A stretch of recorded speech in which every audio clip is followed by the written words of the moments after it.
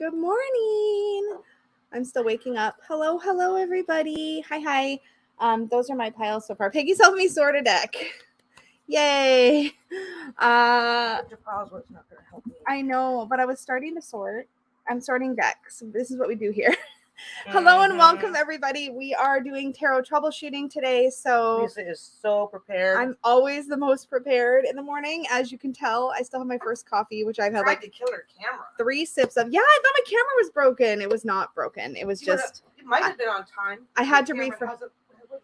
It wasn't detecting my camera, so then I had to refresh some screens, and now it's working. So everything's fine now. But I was like, oh no, did my webcam just die? Because I've been using this webcam for casual lives for a while. How are you doing this? Wands, swords, cups, discs. This is these are extra cards and majors. Oh, okay. Yeah. Peggy's helping me sort. Hello. If you're new to these, basically what we do here is I answer your questions about tarot, either cards that are confusing, cards that you get mixed up with other cards. That's a pretty popular one that gets asked. Just any question about reading tarot for yourself or others. This is just basically live Q&A. I do the best I can to help you guys sort out your sticking points for reading the tarot. So that's what we're doing here. I will queue up questions. You can start asking them anytime, and I will start queuing them up in a list because I can do that now. And we'll just go from there and see where we end up. So hit me with your questions whenever. I'll put links in the description box when I can. Peggy's here. I have Peggy's Giant Rider-Waite Smith, so we can look at the Rider-Waite Smith. But I also have the. That one might not be in order. This is in order. We did it last time. Yeah, this is good. We have the Giant Rider-Waite Smith, and then we'll also have. I have the Luna Soul Tarot, which Peggy's helping me sort as another one to look at. Because she's prepared. I was not prepared. I did, however, watch an episode of He-Man with my friend this morning. So I love you so much. I totally forgot. I totally forgot that I could have been prepared. If the Girl Scouts had a rating system, you'd have failed. I'm not that. Yes, I would definitely fail. Also, Peggy and I are working on, if I can get my editing button gear, we're working on a new vlog for the vlog channel, which we've abandoned for like a year or two. Man, we don't feel obligated to the vlog channel's just for fun.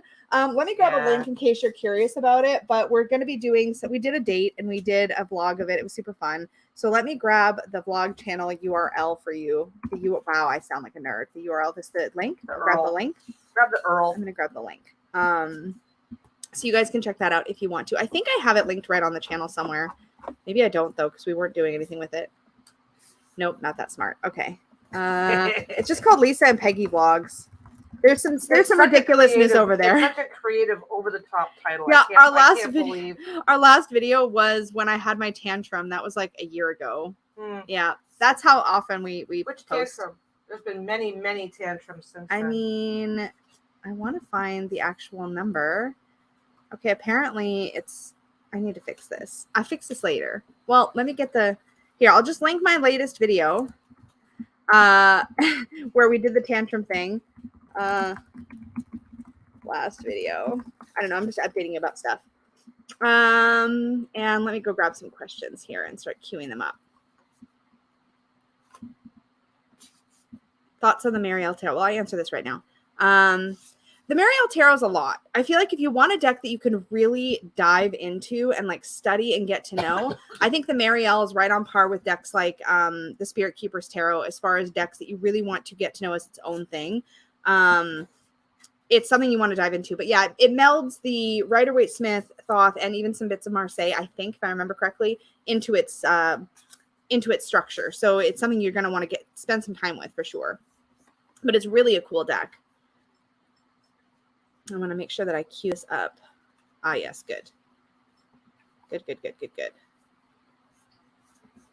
And I basically in these things, I'll go through as many questions as I can in the time. And let me just answer some non-tarot card specific stuff. While Peggy's still sorting, I appreciate you so much. Thank you. Do you have your coffee yet? She just woke up too. It's over there. I'm sorry. So Justin says, if you take a break from tarot for a couple of months, what's the best way to get back into it?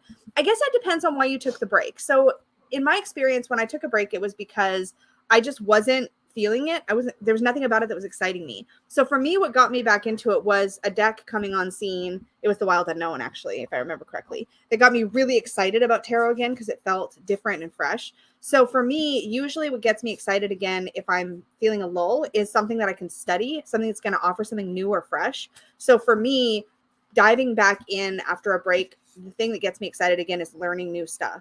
You may not operate the same way, though. It might be something else for you. It might be like a daily draw or something. But for me, it was getting a deck that excited me, that was different, that I could like study and work with for a while and then get to know it. And that is what got me back into it when I had taken a really long break.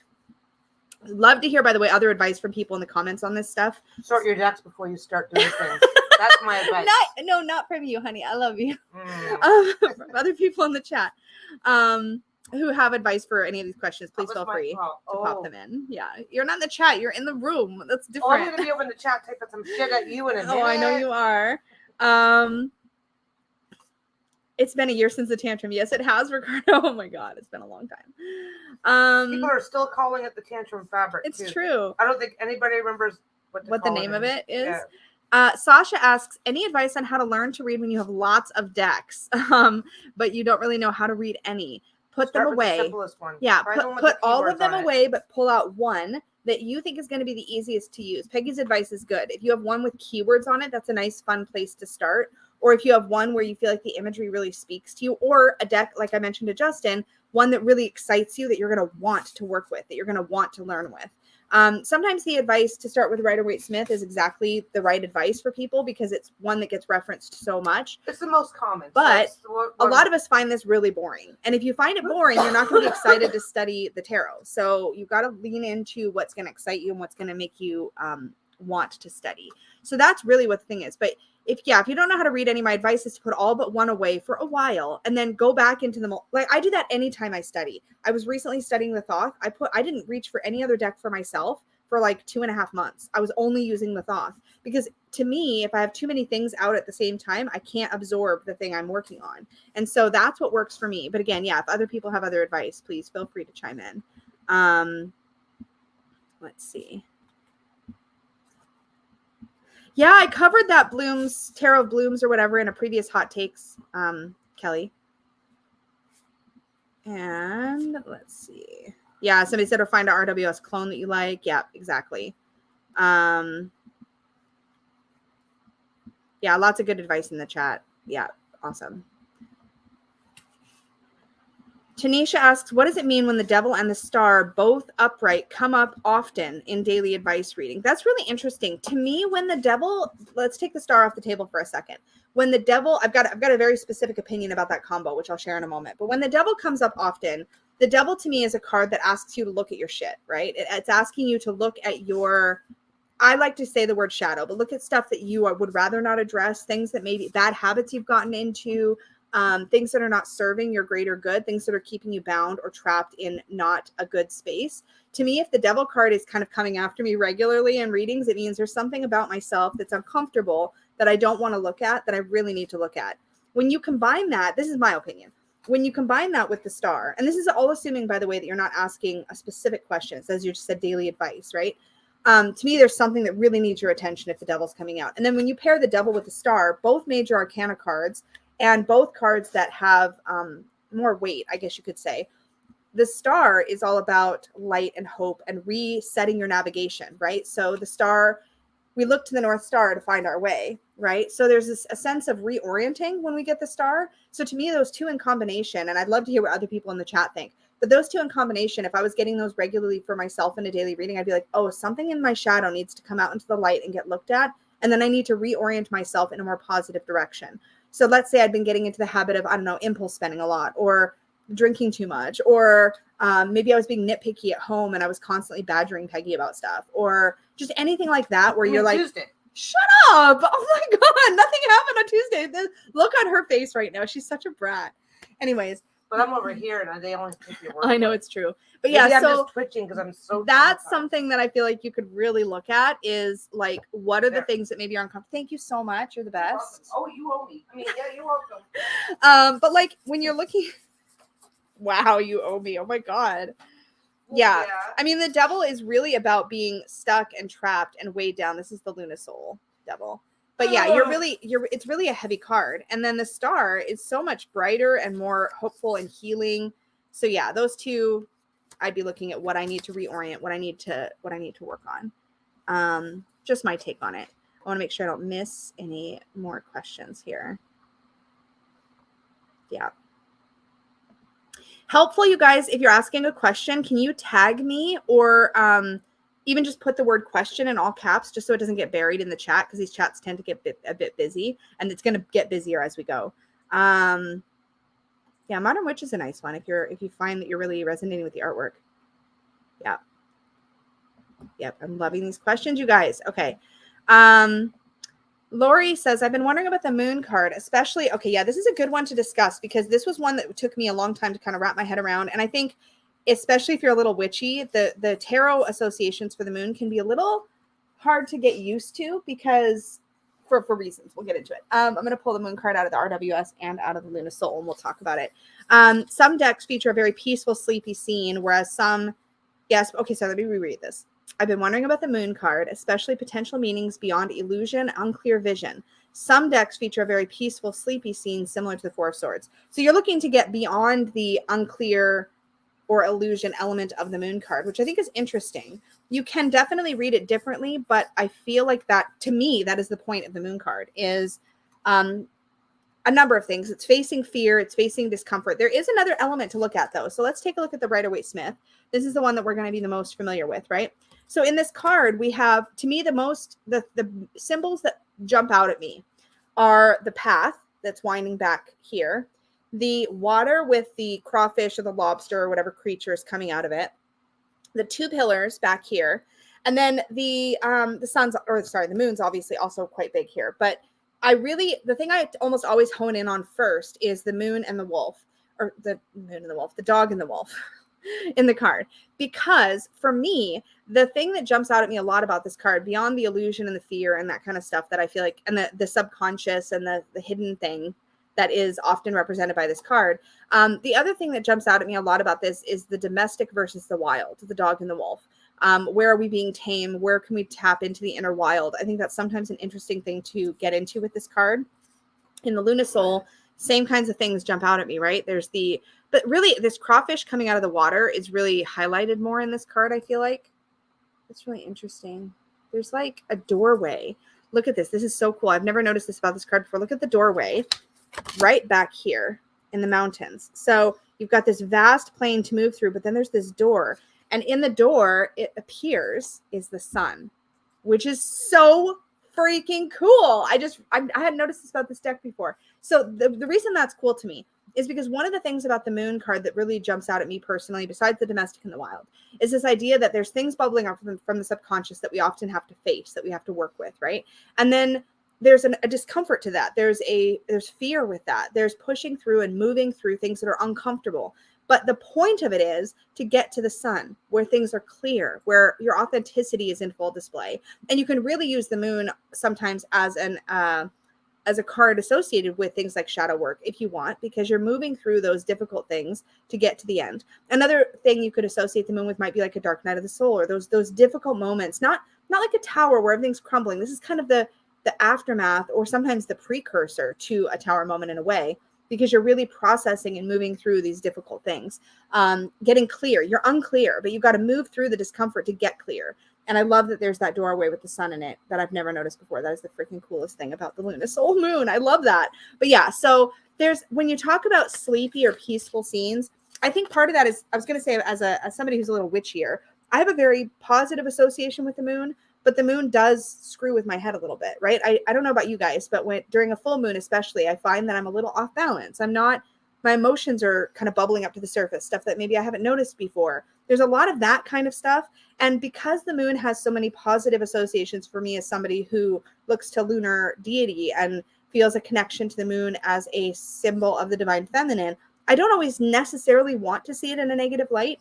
And for a long time, I didn't. I actually practiced with the moon as just being about how did I frame it? I don't think I can remember. I remember finding that it wasn't useful is the point though. I tried to reframe the moon in a different way to see it in a more positive way. And I did that for a long time, but ultimately it was not as useful as getting into, I think, more of the originally intended meaning for the moon. That turned out to be more useful in readings than framing it more positively. I know I kind of went all over with that, but I hope that helped, Lori, with your question. I'm going to go grab some more from ones I have probably missed. Hello, everybody joining us. I'm probably missing a ton of highs and any comments because I'm so focused on questions, but please feel free to chat and share anything you want. If you really want me to see it, then tag me or put question in all caps or something like that. Yeah, I like this, Susanna. Often the devil also touches on immersing in physical sensation. Yeah, sometimes it's about letting go. With the star, I'd read that as seeking nourishing emotional comfort. That's really interesting. So almost like a flip of the two cards. That's interesting. Interesting, Justin. I like this. I always think the moon is meant to illuminate things that aren't supposed to be shown. That's very interesting. I'm not really paying attention. Barb says, I thought Lisa just said she was going to pull the moon card out of my butt. Is that supposed to be a butt? I don't know. I don't read emoji speak. I do regularly refer to pulling stuff out of my butt when I'm really flying by the seat of my pants. I don't know how those two things line up, but they do in my head. Okay, I'm grabbing questions in order and I'm moving through them in order. So when I find the questions, I'm saving them so that I can go through them in a list. Happy birthday to your daughter, Kelly. The moon has such a positive spiritual. Yes, I think I saw this in passing before. Yeah, it has such a positive spiritual association to me in my personal life. The tarot meaning is hard to grasp sometimes. I see the moon and I think of feminine empowerment. But here's the thing. You can lean into that. You can lean into that, but lean into that wild. Like when I'm thinking of the wolf and the dog, I'm thinking I'm evoking a lot of the same feelings I had while reading Women Who Run with the Wolves, right? That idea of getting into the wild aspect, the wild feminine. So there's something there about empowerment, howling at the moon, like letting loose. There can be something there that you can lean into if that feels helpful to you.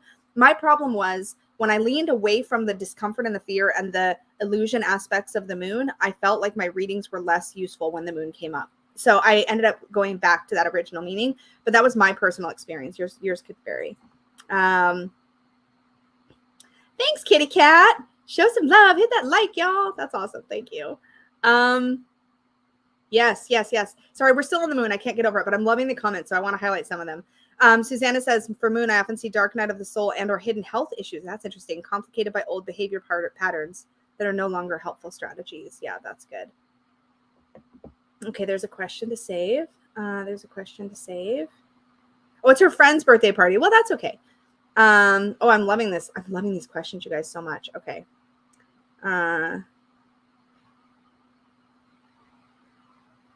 More questions. Okay, I think I've grabbed a bunch of questions, so I'm going to go back to my list and start working through them again.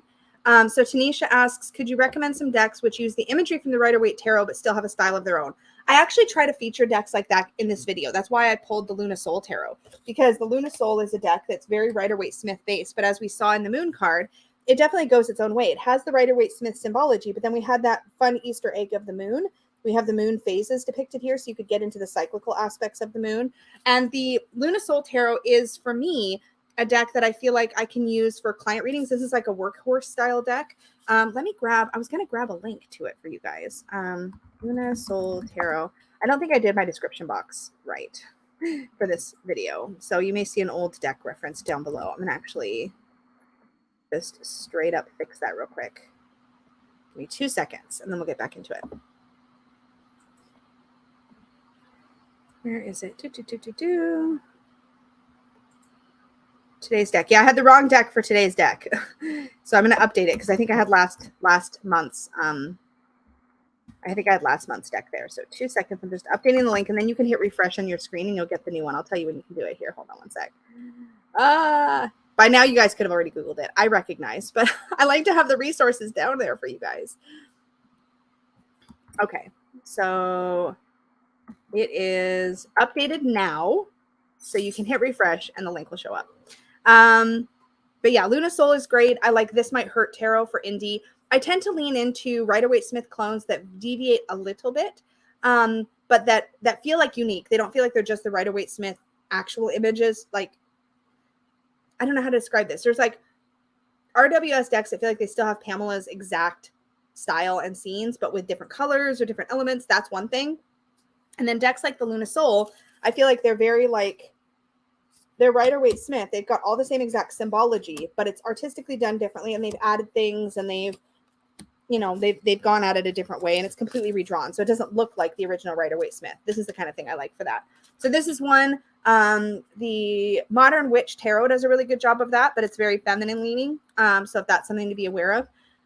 Yeah, those are a couple. I did a video all about my RWS clones, but those were more the ones that felt way more like exactly like the Rider-Waite-Smith, if that makes sense. What are your favorite types of readings to do for yourself and for others? My favorite will probably always be the Celtic Cross. For others especially, if I'm ever reading, I've talked about this before, if I'm ever reading like live in person, the reason the Celtic Cross is always my go-to is because I've done hundreds and hundreds of readings with the Celtic Cross. So it's home for me. It's like, I know that if Peggy asks for a reading, for example, I'll probably pull a Celtic Cross. If a family member asks, I'll pull a Celtic Cross. If I'm, that's like my comfort zone. I love, love, love, love, love it when clients book Celtic Crosses. And I feel like the Celtic Cross gets a bad rap, right? It's so comprehensive and good. And in fact, one of the readings that I've done for a long time is the Heart of the Matter reading, which is the center part of the Celtic Cross. But when I'm reading for myself, most of the time I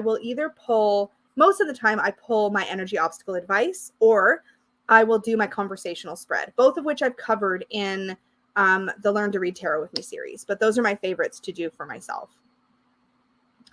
And when you say types of readings, I just realized I might not answer that right. Types of readings, if you mean like relationship or general or whatever, my favorite is always going to be anything personal growth related, anything about how can I level up my life, because I have a huge passion for self-worth and like stepping into your power and, leveling up your life. That's always going to be a huge, huge thing for me. So those are always going to be my favorite. I feel like relationship readings often, I like approaching those. I like doing those because I like to bring an empowering vibe to them. And I feel like a lot of times people are coming to relationship readings feeling disempowered. And I like to introduce empowerment into the conversation. So that makes me feel good. I like doing that.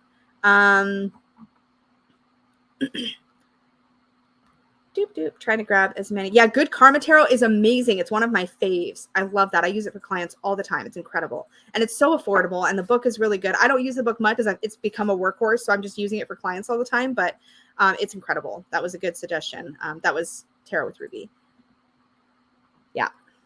Yeah, the Celtic Cross is incredible. It gets such a bad rap, and I don't get it. I think it's because it's dated. The Celtic Cross was like the spread in like the 90s. Really, it's also big. It is big. It's 10 cards, which can feel overwhelming. You don't get to just sit down and do a quick reading on your break or a quick. I can do a Celtic Cross in like 7 minutes. Just give me the cards. Because you've been doing the Celtic Cross for like 25 years. I know. Really so for you, it's really quick. For me, if I do a Celtic Cross, I have to look up where everything is. What's the it would take you ages. That's a good point. Yeah, because that's a good point. There's nothing wrong. Yeah. Okay, when I take the time to do a Celtic Cross, it's really informative. Yeah.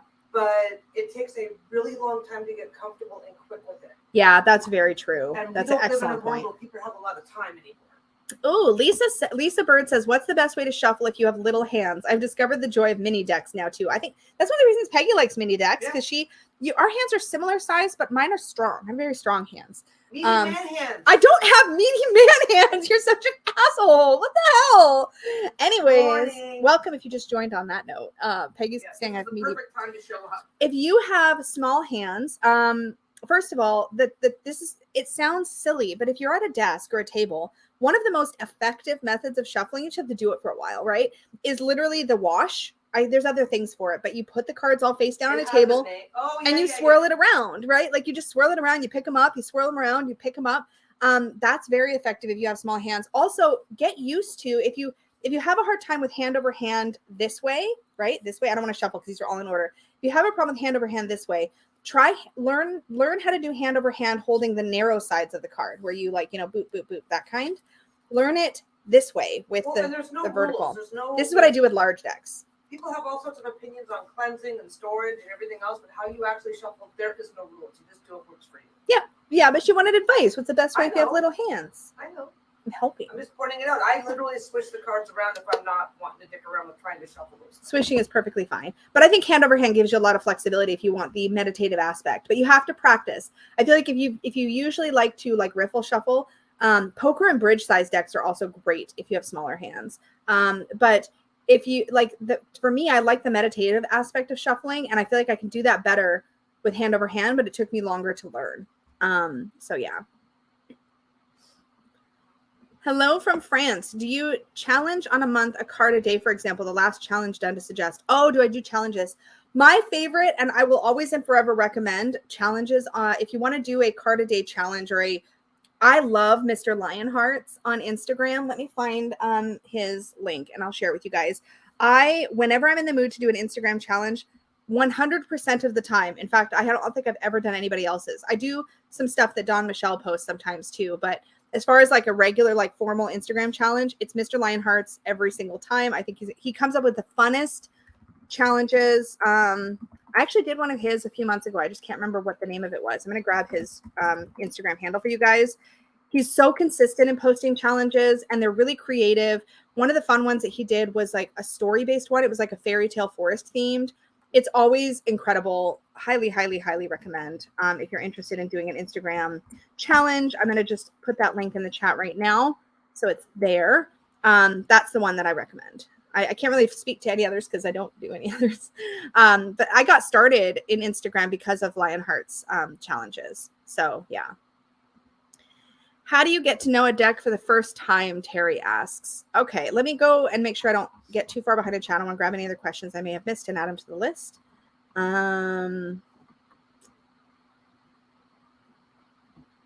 Lots of good advice on the small hands. Thanks, guys. My tummy's growling. Sorry if you can hear it. I'm still drinking coffee. I'm not ready for breakfast yet. Oh, you're totally fine, Barb. Don't sweat it. Okay, I don't think I've missed any other questions. So getting to know a deck for the first time. For me, it depends on the deck. So sometimes I really like to read the guidebook. And when I say that I read the guidebook cover to cover, if I say I read it cover to cover, it means I'm reading it all the way through, including every single card description. And I'm pulling the card. I'm looking at it as I read the card description for every card. And I do that once through. And then I start working with the deck. I will really do that if I'm extremely excited about a particular deck or theme. So the last one I did, I'm kind of partway through two right now. Okay, let me back up. I did it with the Witch's Wisdom Tarot by Phyllis Curott, and I forget the artist's name. That one I read cover to cover, had the deck in order, and read every single entry, read the intro, read the back, the whole thing. To me, that's a really nice way to get to know the deck because you can also read the intro chunks of a guidebook and then read each individual card description as you go through, as you draw the cards. But for me, if I really want to sink in, I'm going to read it cover to cover and look at the art and really get to know it that way. That's one of my favorite ways to first start getting to know a new deck. I've done that with, I did that recently with Legend, the Arthurian Tarot, where I read the whole thing through. And I also am working on it right now with the Tarot of Vampires by Ian Daniels, which has been a really cool process. But if I'm really excited about a deck, I did it with the Mary L Tarot. Anything where I really want to sink in, I like to read the guidebook because working with the guidebook in that sense gives you time to sort of get familiar with every card before you start pulling them. And it's surprisingly effective when you go to then pull the cards to remember some of the bits you've read. You may not think you're absorbing anything, but reading it that first time all the way through means that as you go back in, it's going to jog your memory as you pull the cards. And I just find that that's really, really helpful. So that's my favorite way. Excuse me. There are some other really, really good resources I'd like to recommend. Danny Mystic did a series, I think it's still ongoing, about how to bond with a tarot deck. And she's put out a few really, really cool videos. Go check that out. And then another one to recommend is Dawn Michelle, Boho Tarot. She has a How I Bond with a New Deck video. I forget what it's called. She's done it and I think redone it. And she also has a book that goes along with it that she offers that helps you go through all these journaling exercises to get to know the deck. And it's really great. So those are both really good recommendations for diving in.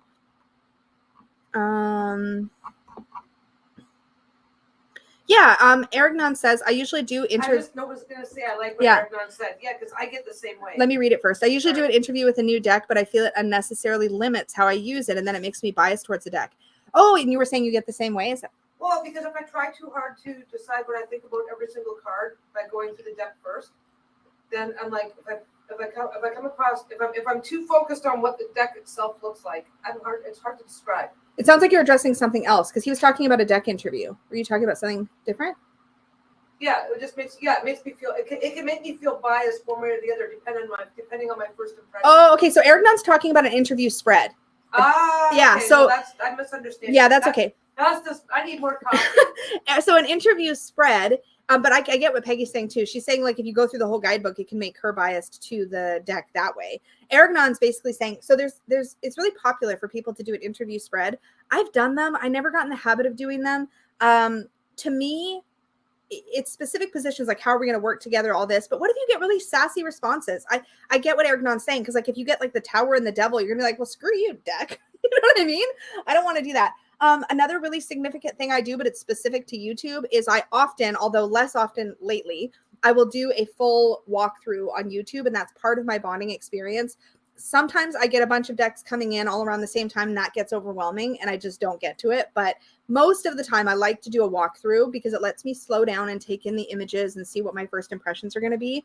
You don't have to have a YouTube channel to do that, though. You can pull out the deck, and without looking at the book, just go slowly. It's really tempting to go quickly, which is why I like the walkthrough process, because I'm talking while I'm doing it.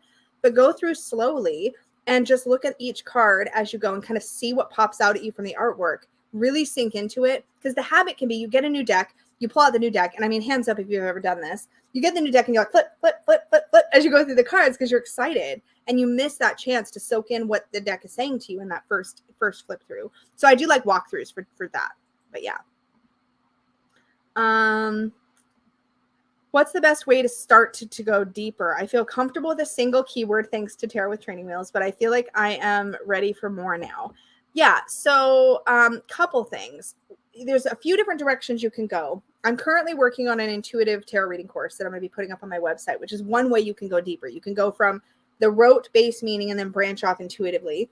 You can wait to branch off intuitively and go deeper into symbology is another direction you can go. So for that, I would say when you're ready to go deeper, the question to kind of ask yourself is, do I want to get deeper into the book learning piece, like the correspondences and the associations? Like, do I want to add a layer of something else here that is learning based, or do I want to go into practical methods of reading the tarot? Like, do I want to go into practicing readings, doing readings in different scenarios, starting to kind of get comfortable that way?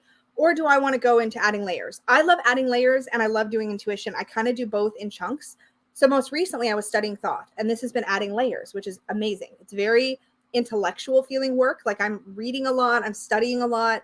I've started, because of thought, I've been adding in more astrological and more Kabbalistic references, more tree of life type stuff in, and that's become a layer.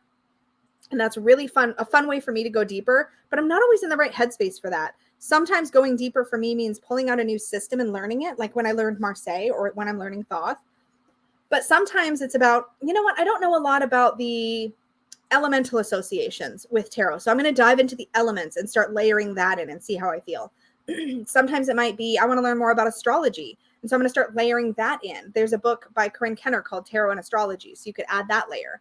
But if you've just started with the first keyword, my suggestion is, from Tarot with Training Wheels, a really good next jumping off point is to go into the next basic layer. So the next basic layer might be numerology and elements. And I cover both of those, by the way, in my Tarot Bootcamp for Beginners course on my website. So Tarot Bootcamp for Beginners takes what Tarot with Training Wheels was and amps it up by like 10-fold. So we go from a single keyword to, you basically build a deck with like a handful of keywords per card based on things like the elements, the numbers, and the keywords you associate with those elements and numbers, and a bunch of other factors as well, colors, that kind of thing. So if you want to start adding other layers, that's the next place you could go. But again, any layer you want to add. So, but I would say don't overwhelm yourself. Like, start with 1 or 2 layers, add those. Like I said, elements and numbers is a great place to go.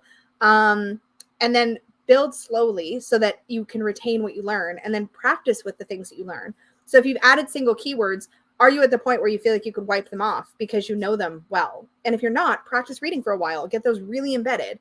But if you're there already, then add another layer. That's what I like to do. I like to build soups or layer cakes with my tarot. Yeah. Hopefully that made sense. I feel like I was on that one for a bit. Time to find any questions I might have missed. Yeah, lots of good tips in the chat. Keep them coming, guys. Oh, there's a couple of questions that I hadn't grabbed yet.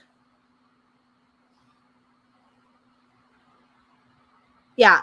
Layering numerology and elemental is a really good next step. That's my favorite first kind of association or correspondences to build is elements and numbers. Okay, what do you do to practice reading? This is such a great question. I feel like when I don't have meaningful questions I want to ask, the cards just don't make sense, and I have no friends or family I can read for. This is such a trap because you're wanting to build your muscle memory and your mental memory, your associations so that it comes easier. What I did way back when was I offered readings anonymously online. This was easier to do back then. I feel like there's a lot more regulations around it now, but I had an eBay account and I used to offer eBay readings, which was great. I did them for like $5 or whatever, just so that I could get practice reading for people for over a long distance because I wasn't convinced that would even work and I wanted to try it. And other things that you can do, this came up recently actually in our Thoth group study. Marlonette brought it up, but the idea of reading when you're watching a movie or when you're watching a TV show that you haven't seen before. The idea is you pause the show or you can do this with reality TV. This is what came up in the chat. Somebody had done this. Somebody somewhere on YouTube had mentioned it, and I can't remember who to credit them, but they mentioned doing tarot along with the show Love is Blind. So they would pause it and they would do readings. You could watch Big Brother and do it with those characters, cast, whatever. You could do it with fiction. You can start a movie you've never seen, pause the movie, and start doing readings. Like, what's the future of this couple? What's going on with them here? It's a great way to read for other people and then find out if the reading, how it played out. How did the cards come into play later? Offering free readings in groups that offer reading swaps is a great way to do that. So, like offering a reading for feedback is really good. Be aware there are a lot of people that go into groups like that just to get readings who don't reciprocate. So just be clear that if you're going to offer a reading, there's a chance you won't get any feedback. So it's good to get, and a lot of groups do it great. So if you find a Facebook group that's doing those kinds of swapping, that's a great way to practice. You can even do that once in a while. Yeah, we I know that Linda was starting something like that in the Unicorn Fam group. We could try it again, and we did it for a while in the supportive tarot group. I mean, I think in the supportive tarot group, there's just enough people now. There's so many. There's enough people now that it gets really busy, and even in spite of everybody's best intentions, there will always be somebody who gives a reading and ends up not getting one back. Yeah, or not getting feedback or whatever. Not getting the kind of feedback that's helpful, but it's still an opportunity to practice. Yeah, and I think, any chance you can have to read for others. Don't, like, I also read in person, like I would host an event, or have friends over. Yeah, I have no friends or family I can read for. That's a little bit tougher. It's so great when you have people you can practice on in real time and be guinea pigs. We can read for each other, but reading every single day, it would get old so fast. It does. Books, you could do it with books too. You get partway into a book and you pause and do a reading. How's this going to play out? Celebrities. Celebrities. People will do that. They do that with astrology too. They'll run their charts. What's going on right now with the current celebrity gossip and just do readings on it. Do readings on the news if that's not intense. And that's intense for me. I don't do that. But that's why I said celebrity gossip. Yeah, celebrity gossip's good. People magazine kind of stuff. You can definitely do readings on that sort of thing. Stuff that you're not going to get emotionally invested or upset by what you're finding. Yes. And then wait to totally. Wait and see how whatever Hollywood situation or whatever goes its way through, and then see how accurate your reading was. Practice that way. Most importantly, I would say, if you're going to practice reading, make sure you're recording your readings. So write them down. Write down what cards you pulled in what positions, what the question was, what your interpretations were, and then revisit that and see how you feel about it. It's the tedious homework side of practice reading, but if you don't record it, you're not going to know, how it played out. I like taking a picture of the reading and then writing my notes on it. I do all of my daily draws that way. I take a picture of every single reading I do for myself, and I write my notes about it down so that I can go back and revisit. Yeah, R. Isaac says, I do celebrity gossip. That's probably a really great way to do it. Yeah, well, that's a really great way to do it. You're not emotionally invested. Yeah. It kind of bypasses a lot of people have really strong feelings about that doing a reading without consent is spying. Mm-hmm. And you're not. It's kind of a little bit less. There's less ethical gray area because their lives are already out in public for display. You're doing it for your own practice / whatever, and you're not doing anything with your relationship, and it's not going to affect how you treat somebody or behave with somebody. Can I ask you a favor? Can you just bring me any random tarot deck hanging in my room? It's driving me a little crazy that everything is sorted and I can't shuffle. Oh, the little shuffle bunny. I'm having issues. I need to comfort shuffle sometimes. Hey, I'm gonna bring you a deck and you're gonna go, not that deck. No, I'll be good. I will not. I mean, I'll try. You will not. I love you. But that was a really good question. Thank you for asking that. I want to make sure I'm grabbing the questions. Don't worry, I'm grabbing them and saving them. So if you haven't got your question yet, it doesn't mean I haven't seen it. It's just I don't know if it's tarot or oracle, so you're pretty safe. You're good. Oracle I put furthest away. Thank you. She brought me the Playful Heart Tarot. I want to make sure. I want to answer this one real quick. I know it's out of order, but Edward Dunphy says, is tarot difficult to learn? Not initially. It's one of those things where it's kind of like learning how to play poker. You can learn how to play it right away and start using that technique right away. But then you get better and better and better over time as you practice and you use it in different scenarios and you play different styles of poker, right? Like eventually you can go from people can pick up cards and play a game of poker with their buddies, or they can like end up on like national TV playing in a tournament. Like weird example, but my point is it's easy to learn, lifetime to master kind of situation. So you can definitely scoop it up right away. That's what my tarot with training wheels on the channel is all about. It's like, just pick up a deck of cards, learn a single simple meaning for every single card. It's funny because my boss and he's teasing me. He's like, he thinks tarot is crap, but he's really respectful of it, right? He's like, I think this doesn't make any sense. This is bullshit. I don't get it. And so we talk about it. It's all very friendly. And he's like, you know what? I need to like get a tarot deck and like figure out what I think each card means and then like read next to you and we can see who's like more accurate or whatever. And I said, go for it. I'm down. Like, let's try. Let's see. It's kind of funny. Get him a deck with keywords. He wants, I've got to get it. I've got to try something. No, because he wants to come up with his own keyword for each card, which is fine. He wants to try to game the system and be like, I can prove that blah, blah, blah. It's like, whatever. I don't care. But it's kind of funny. It isn't difficult to learn. It's just difficult to feel confident about what the cards are telling you. And that takes time. But in the beginning, it's not hard to just throw down some basic cards. You can throw down basic cards. And you don't have to build somebody's entire life story with 3 cards. You can get simple answers to simple questions and then build from there. Yeah. So I'm answering questions specifically about trouble spots you guys have about tarot, just so you guys kind of know what I'm focusing on when I'm saving the questions. So Sanji says, I have a hard time knowing what to ask the cards when reading for myself. I also don't have anyone to read for. So I'm going to point you to look on my channel. I'm going to try to find the link actually, because this goes into it in detail. I'm going to cover it briefly here. The reason that I think daily draws or doing readings for yourself is so tricky is because what do we ask over and over again? It gets boring. It gets repetitive. So I have a specific way that I like to read tarot. Let me go to my channel. I'll grab the link. It's called my conversational tarot spread. I've referenced it once before. So I want to grab the link so you guys have it. Tarot beginners. Where's my video here? Learn to read. I have a series called Learn to Read Tarot with Me, and I cover a lot of these kinds of things in practical ways, showing you how I read the cards. Like in real time, I bring you like basically into my brain. So daily conversation with your cards. So this is the video that I want to grab for you guys. Let me grab the link. So essentially, here's what I do, and you can do it with just put this link in the chat. Okay, so you can do this with just tarot, but essentially how it works, I'm so glad I have a deck to shuffle now. So essentially you shuffle your cards and you pull the first card with something really general, like what is the energy of today? What do I need to think about today? What's a kickoff point? You don't even have to have a question really with this method. So you pull a card, like what's something I really need to look at today? That's a really basic question, right? So you pull your first card and I have the sun. And I'm like, okay, interesting. So the sun is about To me, it's often about authenticity. So maybe I'm going to run with that and I'm going to go, okay, so I need to be my authentic self today. I need to really not worry about what other people are thinking of me, like be vulnerable, that kind of thing. And then I pulled that card. So then what I like to do is ask a follow-up question. So it's a conversation. So authenticity. Okay. Where might my authenticity be challenged today? Might be a good follow-up question. So I'm kind of creating a spread on the fly and I have the Two of Wands. Oh, okay. So the Two of Wands is about decision-making and planning and like considering what you're going to do next. It's one of the things that it can mean.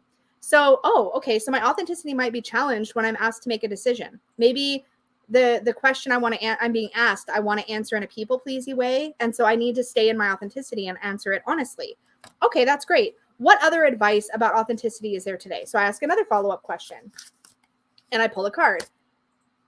Express your joy. That's so cute. So this is actually a bonus card in this deck, but it says express your joy. So I would take that and go, oh, okay. So the other thing I need to remember is that it's okay to be enthusiastic about stuff that I'm happy about. And maybe I can be in my authenticity in that space too. So that's a very quick, speedy, but I go into it in much more detail in the video I linked. That's how the conversational spread works. So I'm not going into the reading for myself looking for something specific unless I need that. Instead, I'm kind of looking for general advice for the day, general guidance, that sort of thing. That's what I'm leaning into with the conversational spread. And it keeps every single daily reading fresh. It doesn't feel like I'm just like, what's my card of the day? What's my card of the day? Because that to me gets very boring, routine, and flat. It stops feeling useful and starts feeling like a routine that's obligatory. So that's my answer on that one. And other people, again, please feel free to share your thoughts as well. Glad I finally caught a live. I'm loving these questions. Yay. Hi, Jay. I know I've missed 8,000 people who have come in. That's dramatic. I didn't even try to say hi to them. I can't. I know. And was like, I'm not torturing myself today. Yeah, exactly. I'm grabbing more questions. Somebody asked why don't you read reversals? I've got it in my list. I'll get to it. Well, fine. Yeah. Fine. I know I'm getting there. I just want to hear this one. I know. I try to make sure I'm grabbing the questions as I can. And I'm probably not going to get to every single one, but I'm trying to go through them in order and fairness, and then I'll get to as many as I can. Okay. So the next one, how do you read the Lovers? I find it hard to reconcile the love meaning with the choice meaning. Oh, babe, I'm so sorry. Can you do me a huge favor? Maybe. Okay, there's a deck. It looks like it's going to be a huge favor. No, there's a deck in. You already owe me. I know. It's in a black and white stars bag on the table in a basket. So in a blue or white basket on my table is a deck in a black bag with white stars. She's the best. Let's talk about the Lovers while she grabs that because it's relevant. So I wanted to talk about that one really quick. Okay, so we do talk about this. Comes up a lot because it seems so relationship, lovers, love. How do you get choice? I don't get it. Thank you. So good. You're so good. But I was very specific about where it was, which helped. This is the Intuitive Night Goddess Tarot. How many decks that you have with stars? A bag with stars on it. Gee. But I did know precisely where it was. The reason I want to grab this is because this deck specifically went with the choice meaning, which doesn't happen very often. So I wanted to be able to show it in comparison. So the reason let's talk about where the choice meaning comes from first. So it comes from historical tarot. So if you look at Marseille tarot decks or older historical tarot decks, you'll find that the Lover's card has 3 figures on it, not 2. Now, technically, so does the Rider-Waite-Smith. We have the angel and the 2 figures. But this one doesn't help much with the choice meaning. The choice meaning, I feel like, really originates with the Rider-Waite-Smith with the Marseille or historical tarot. And the reason is because you see a male figure with 2 female figures and the angel above. And I think you have an angel above. I'm trying to remember now. I'm pretty sure. Anyway, so here's the point. In the image in these historical tarots, one of those women represents somebody who is more chaste, more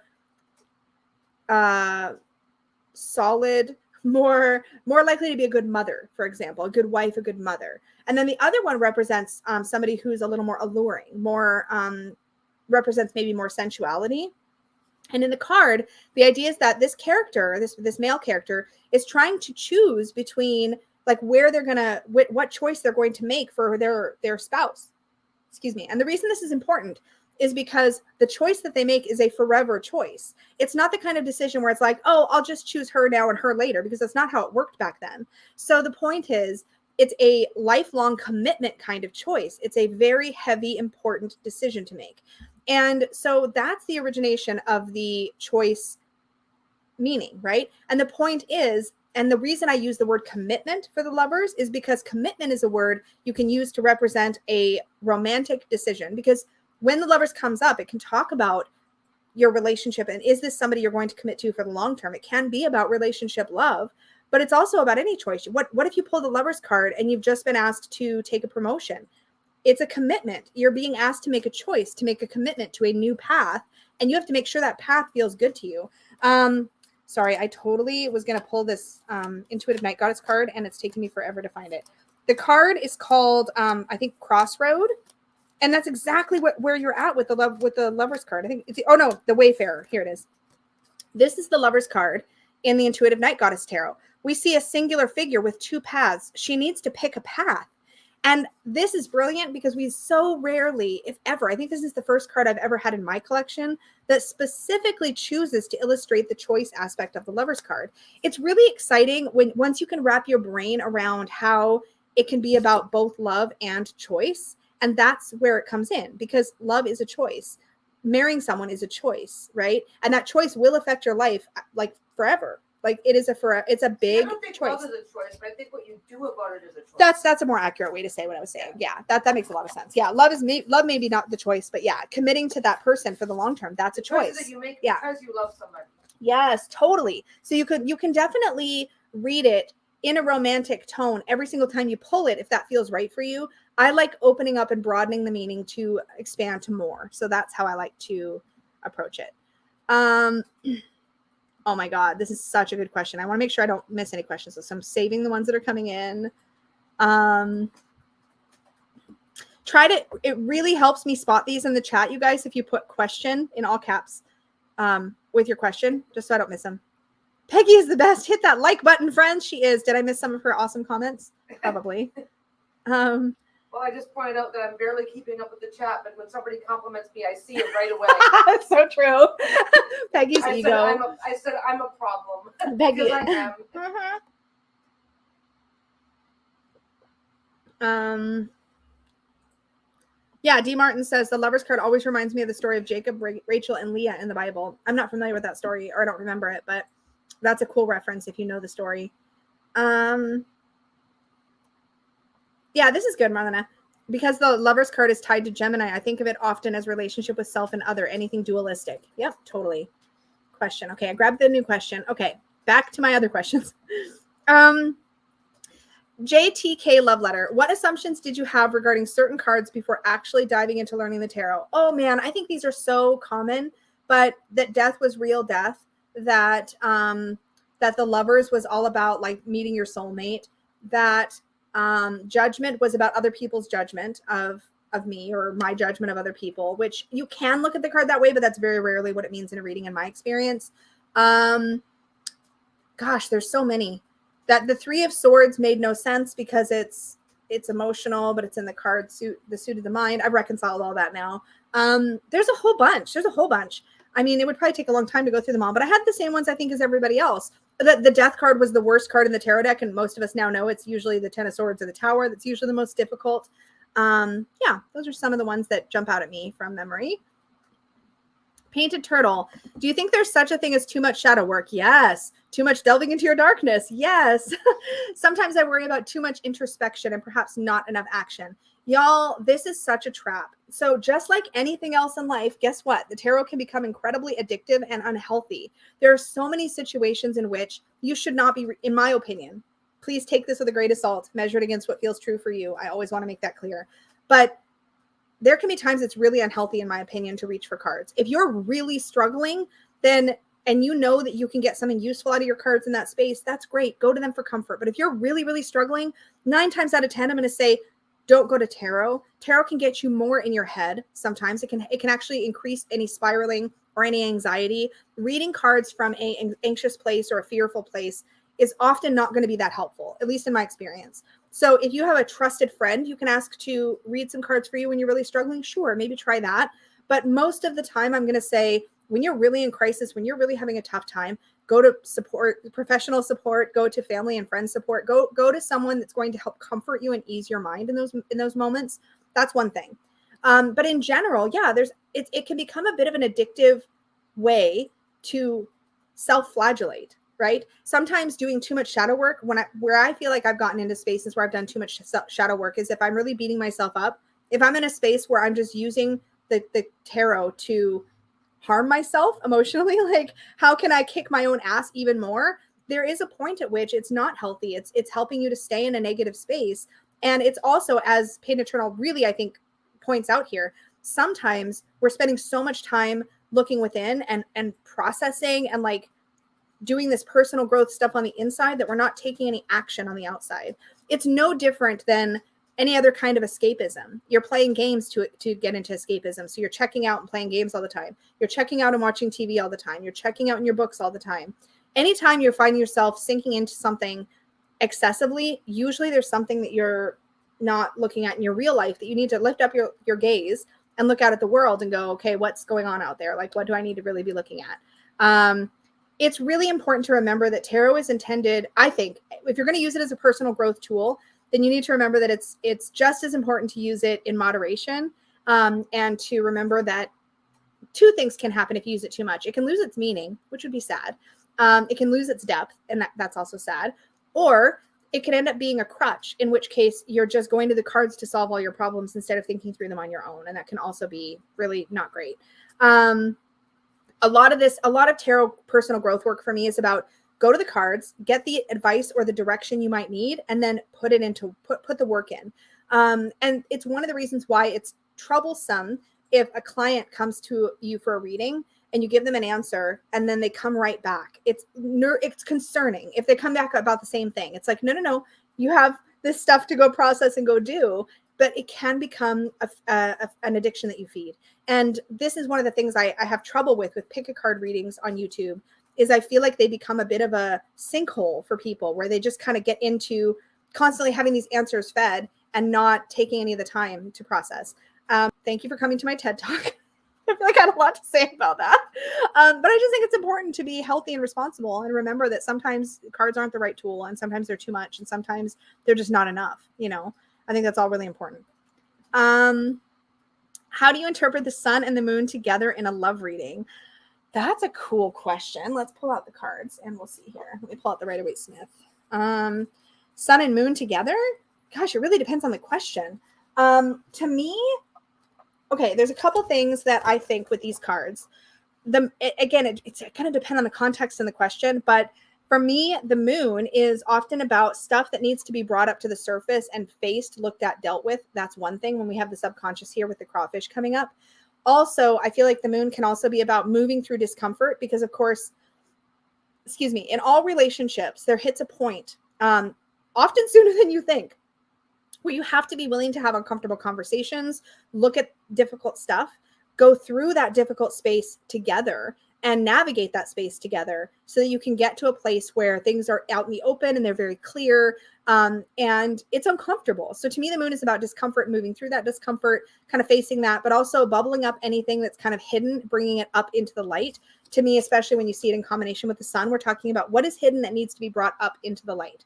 It doesn't mean deception necessarily. To me, it doesn't mean that if this was the Seven of Swords in the sun, I might feel a little different, but it doesn't necessarily mean deception. It often means, in my opinion, things that are not either party or both are not fully aware of, that they're kind of suppressing. Could be an emotional thing, could be just thoughts they're not fully expressing, but the sun is in full expression, in full clarity. Things are clear, they're truthful, they're honest, they're on the table. And there's an element of feeling safe, right? We're in a garden, we're protected. The baby is naked, which I know bugs people, but the naked baby to me speaks of that pure comfort with being vulnerable, with being seen. Nothing is hidden. There's nowhere to hide.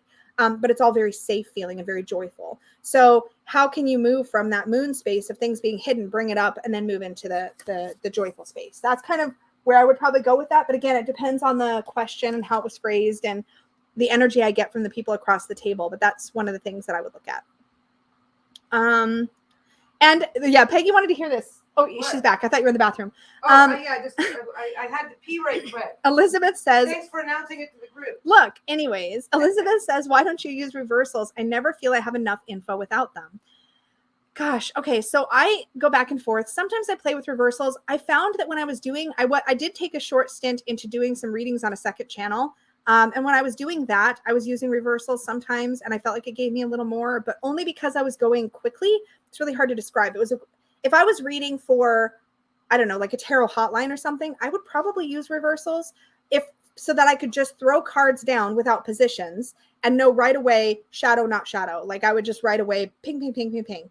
But I don't read like that. Like if somebody books a reading with me, I'm going to talk for like 5 minutes on a single card. I've got lots of time to explore each card in relation to the cards around it, in relation to the cards above and below it. So because my way of reading is more, it's very wordy, it's very, I say a lot about each card, because that's the way I approach reading. I find that I have enough time to tap into my intuition to feel out, is this leaning more into shadow or not? It gives my intuition room to roam. If I pull a reversal, it boxes me in. But if I'm just laying out 5 cards on a table, I can, based on the question, I can feel through those cards and feel through which ones feel like they're in shadow and which ones aren't. And that has always felt the most authentic to me. But so you do read the reversal meaning, like the shadow. Yeah, this without is having yes. To see a reverse so this card. is such a common misconception. Yes. So I think people think that if you don't read the actual reversal, what you're saying is that you only read the most positive or most upright interpretation of that card. No, if I pull the Ace of Discs, my first keyword that pops into my head for the Ace of Discs is opportunity. But depending on the artwork and the question and the position, it might be a lost opportunity. This is how we might see it if it was reversed, a lost opportunity. The coin is falling, right? But I don't reverse physically the card. I pull all the cards in the upright. But if I pull this card, and depending on the question and what's around it, I'll be able to tell if this is like, go grab hold of that thing, or this isn't for you, this isn't right, whatever. And so I can read the opposite or negative interpretation of a card. So you read reversals and don't need the actually physically reversed card as your cue. That's a good way to put it. Yeah, I think that can make it make more sense for more people. Yeah. The other thing is that if I'm using a card, a spread with fixed positions, the positions will sometimes hint at whether it's going to be seen in its more shadowy light or not. If I'm reading energy obstacle advice, the obstacle card, I'm almost always looking at the more shadowy meaning of that card. How is the sun an obstacle? And I'm going to look at that. How is the lovers an obstacle? And I'm going to look at that if it's in the obstacle position. So sometimes positions introduce the more negative stuff. I hope that makes sense. Let me unstar that so I don't lose track of my list here. Marlena, can you do sun and moon again, but the shadow side? I kind of feel like I did implement shadow in that meaning. Like I was looking at the moon being potentially stuff that's hidden, not seen, and then the sun about it being brought into full light. I don't know that I'd read that much differently, but again, it depends on the question. If you have thoughts on Marlena's question here, though, please throw it into chat and give your interpretations of what that might mean for you. Yeah. Let me make sure I haven't missed other questions. Yeah, I definitely have. You guys are awesome. Thank you for putting question in your comment. It makes it so much easier to find them. And again, I'll get to as many as I can before I feel like my voice is kind of done.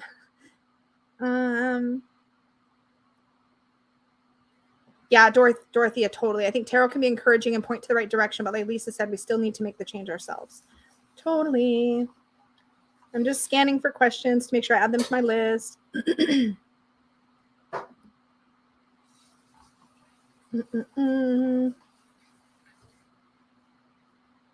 Yes, Laura, exactly. The reverse meaning is inherent. Now, I will say, if you're a beginner to tarot and you don't feel into that intuition well with reversals right now, you don't know when it's shadowy and when it's upright, or if you're reading for yourself, shuffle those reversals in. There's some oracle decks that I do that with. I do that with the Brian Froud.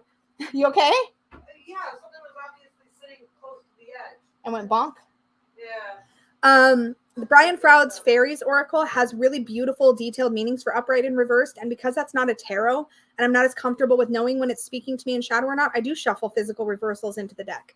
So I do that with some oracles where reversals are inherent in the deck for sure. How do you read the world negatively? I'm going to answer this real quick. How do you read the world negatively? It's the only card I struggled to find any shadow aspects in. Sometimes something has just concluded and you want to keep working at it. Think about situations where, I don't know, this is going to be a bad example, but I'm going to use it anyways. Somebody tells you this friendship is over, this relationship is over. You want to keep working at it. You don't feel like it's done yet, but the other person does. And so it's done, but you don't feel like it's done. You want to put more into it. That's one way you could look at the world in a shadow aspect. Sometimes you think something's done and it's not. So it could be that something's done and you think it's not, or something's not done and you think it is. Does that make sense? So sometimes it's about checking your expectations. Like, oh, I'm good, I've wrapped up all this work, and you pull the world and it feels negative and you're like, maybe I haven't wrapped up all this work. Maybe I have more. I've missed something. I have to go back and look at it. The last puzzle piece has not fallen into place, right? Sorry, that was out of order, but I wanted to grab it. The world is like completion. So reversed, it's like not complete. Yeah. Princess What's Her Name says, what do you do when a querent asks a question that you don't feel comfortable answering? I say no. I've had this happen a couple of times. Most of the time, if I'm saying no, it's because I feel like that querent is coming to me as a tarot reader when they should be going to somebody else who is qualified to help them. So if I get a question that's worded in a way from a client that sets off alarm bells that they are in need of support that I can't as a tarot reader offer, that's beyond my scope, then I will refer them to who I think they should go to. And that's awkward because I feel like I'm inserting myself into giving them advice for their lives, but it's also something where I don't think it's ethical to read for somebody who I feel like is in, say, a mental health crisis. It's like, if you're in a mental health crisis, you need to go talk to somebody who's qualified to help you in that area. Similarly, I remember you had somebody who basically, she wanted a reading because she was in a crisis. Yes. And I had to be very clear and say, I can't do that. Yeah, you just said, no, I can't do this for you. And you had literally gave her a list of resources. I always give resources. If I'm declining a reading for somebody, or if I get alarm bells that somebody's in mental health crisis, I always refer them to a crisis text line, to global crisis, mental health crisis resources, because I never know where somebody is, right? So I'll give them a link to a global list of resources. But that's one way of answering this question. That's really obvious. Like, I mean, it's not always, and it can be really hard to do and feel really scary to do. So I wanted to address it. But no, like I'm saying, somebody that one person I'm thinking of basically messaged you and made it very clear that they were asking for a reading because they were in a mental health crisis. I know, but I've had other people that are less clear where I've had to make the call. Yeah. When it's less clear, when it's less clear or seems less imminently serious, it can be even harder to tell them. Yeah. To say, oh, you seem totally okay with this situation, but I'm not. So here's why I'm not. I'm getting there. It's hard. Yeah, I'm definitely getting there. So the other thing is that sometimes somebody asks you a question that goes beyond your ethical scope. So for example, if somebody asks me to tell them what person X is thinking about them, in those situations, 90% of the time, I can reframe the question for them and say, I'm not comfortable reading what somebody else is thinking because that's prying, but I can definitely tell you what the energy is around you about this person. Other situations like that have come up where maybe somebody asks me to read for them on a topic that is personally just a place I don't go.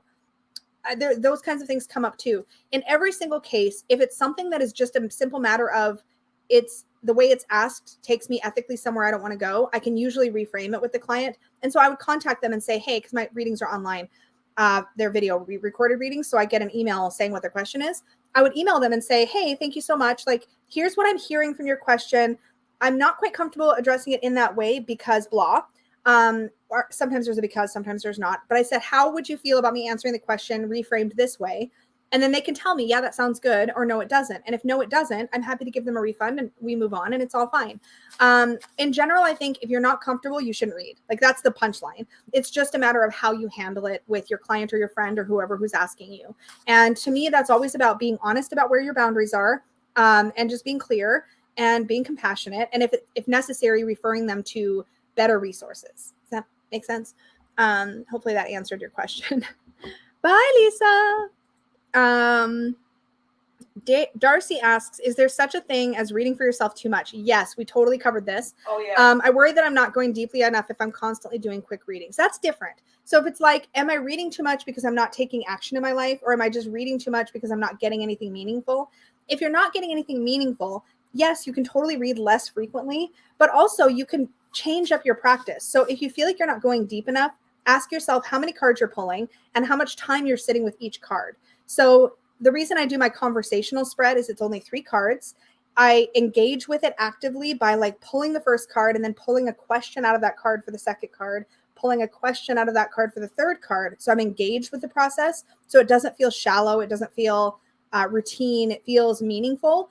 But if another way to do that is to pull a single card to ask a question and then really sit with it and even journal about it, explore different ways to interpret that card. But if you're feeling like you're reading for yourself so much that it's just feeling robotic, then you need to change it somehow. Less frequent, different style, different way of reading for yourself. Change it up. When I get to feeling like I'm just burnt out on reading for myself, I don't read for myself, but I might pull out my cards and play a game of solitaire with it. Or there's a couple different solitaire games you can play with tarot. Or I might just, I don't know, I might just take a break. It's totally fine. Breaks are really, really common. And I think people get freaked out when they're not feeling it. And they're like, but if I don't feel it, like I have all these decks and like, what if I don't feel it and I never want to read again? It's probably not going to happen. But if it does happen, it's okay. It's okay. And I think people think it's not, but it is. And it's really common to take breaks from tarot in general. Most of us do. I like to switch between practices that feel very study heavy, very mental, and processes that feel fun. So I like to rotate my decks. I like to, if I'm feeling a deep dive, I'll do a deep dive. I'll work with one deck for like a month or 6 weeks or something. If I'm not feeling that, then I'll keep it shaking it up. And if I've said to myself, look, I'm going to work with one deck a month, and then I get to month 3, this has actually happened. I get to month 3 or 4, and I'm like, oh man, I am so done with this deck. I stop. It's kind of like if you pick up a fiction book and you're not enjoying it, and this seems so counterintuitive, but if you're not enjoying it, you don't have to keep reading it. I used to do that all the time. Now I put a book away. I'm not enjoying it. I'm going to stop reading it. It's fine. I don't have to finish everything. It's okay. But it's actually really common. And I think a lot of people think it's not. So definitely be kind to yourself about that.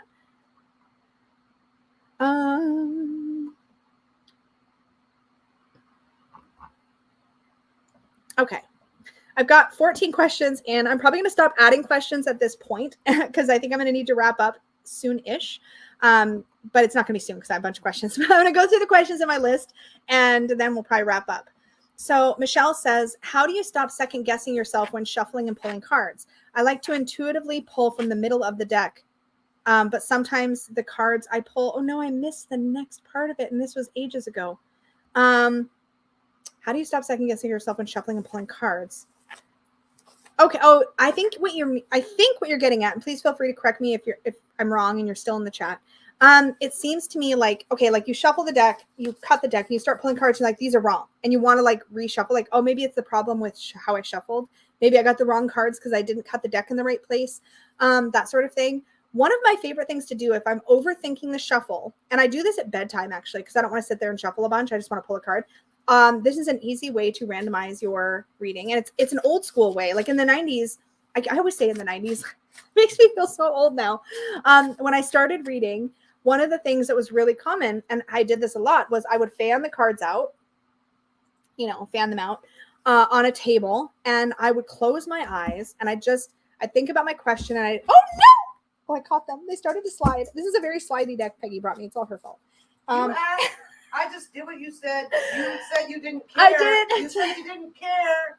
Now you care. Hold on. So anyways, I'll spread them out and I'll close my eyes and I'll hover my hands over the fan of cards. And when I start to feel warmth or heat or tingling, I'll drop my finger, whatever card that is, I'll pull it out. It's a great way to get out of your head about worrying that you're pulling the cards from the wrong place. I'm not a brat. You're a brat. Anyway. I had to sort your deck for you. You did. You did. Anyway, if you find yourself getting in your head, try a different way and see if that keeps you from overthinking where you're cutting and where you're shuffling. If that was the issue. That was the most adorable. Oh no, they were sliding down my lap and I managed to catch them all and I was very happy. I hope that kind of gets at the heart of your question. But the biggest thing is to just trust the cards you pull, no matter how you shuffle and draw. It can be really tempting to go, I must not have been focused. This must not be right, because we're not sitting with it long enough to get the message. And I find that resistance is even more common if we're not sure we're getting the answer we want. Also good to check yourself in that point too. Susanna says, re-practice. I read somewhere about drawing quick cards during the news for quick practice. Yes, that's a very good point. How to distinguish the 8 of Cups and the 6 of Swords. This is one that comes up a lot, so let's talk about it. So let me grab the Rider-Waite-Smith because I think it's going to be easier with the Rider-Waite-Smith. So they're both leaving cards, which is why there's confusion, which is super normal. So very common for this one to come up. 8 of Cups. Okay. To me, some of the difference here is in the empowerment, the level of empowerment and agency. So in the 8 of Cups, we see somebody who has this very neat stack of cups. Everything's orderly. Everything's okay. Everything's maybe even quite stable. Sometimes the eight to me is about a lot of stability, sometimes even too much stability. Like things are very set. The routine is what the routine is. This is the status quo, the 8 of Cups, right? The relationship or the living situation, whatever it might be, it's very set. And in the 8, we recognize that this set routine, this situation that we're in, no matter how good it once was for us, is not good for us now. And it's a recognition that no matter how much emotional energy and effort and time you've put into something, sometimes you reach a point where you have to turn your back on all of that established routine and stability, all that stuff that maybe at one point was exactly what you needed. You have to turn your back on that and you have to walk away because it's not what you need now. And so it's a very conscious decision to walk away from something that maybe even others could look at and go, but this is fine, because it's not fine for you anymore. And I think that's the real energy of the 8 of Cups. The 6 of Swords, alternatively, and actually, wait, let me back up. Something else to remember about this, the 8 of Cups, is it comes after the 7 of Cups, where one is kind of like staring into the clouds, considering all of the things they could go after in life. There's a listlessness to the 7 of Cups. There's a bit of the, is the grass greener on the other side? Kind of, there's a point in the 7 of Cups where we're trying to figure out, am I happy? Am I where I need to be? What should I pursue next? There's a decision, there's a turning point. And the 8 of Cups is the result of that turning point. It's when we realize that whatever established emotional pattern is happening, we're going to move away from it. The 6 of Swords, on the other hand, comes after the 5 of Swords. And the 5 of Swords is usually a conflict, right? There's actually been mental conflict, speech conflict, or there's been some kind of conflict in your life. It doesn't have to be specifically, we're looking at the realm of the mind. So conflict and how it affects us mentally is what the 5 of Swords is all about. The 6 of Swords is when we're getting away from that situation. Often here we have a ferryman who's kind of ferrying us. So there's an element of being sort of kind of somebody's helping maybe or guiding you as you go the next step. But there's an element of moving away from a difficult situation. So things were not good. There was a shakeup. There was a conflict of some kind. And now we're kind of escaping from the rough waters represented down here to the smooth waters. We're moving from tumultuous energy into smoother energy. And this is really a different energy. It's less empowered. It's more about, it feels, the keyword I like to use for this card is escape, right? Whereas for the 8 of Cups, I might use the keyword departure. We're choosing to leave here. Here we're kind of running away is tricky language. We're escaping something. We're getting away from a situation. There's going to still be a lot of processing to do, a lot of unpacking to do. We have the 6 of Swords with us in the boat. So there's baggage coming along with us on the ride. We're bringing those 5 swords with us along with a new sword. There's things to do. So these are they have a very different feeling, right? 6 of Swords, kind of more escape. 8 of Cups, more like an empowered choice, a decision. That's one of the ways to contrast these two cards. But it is a very common, because again, they are both leaving cards. Just one feels like more like a requirement to leave, whereas the other one feels like a choice to leave. Hopefully that helped a bit. Trying to keep these cards in order. Okay. Julia says, I've been thinking about the 5 of, I think you mean 5 of Swords, maybe 5 of Cards as a win-lose situation. Like even if you've won, you still lost. Yeah, 5 of Swords. Yes, that's a good way to look at the 5 of Swords. We were just talking about it, so let's pull it. One of the things that sticks out to me about this card is from Peggy's Dragon deck, because it specifically says in this card, you've won, but at what cost? And it always stuck with me ever since she got that deck and started reading with me. And it's the thing that's kind of stood out the most to me.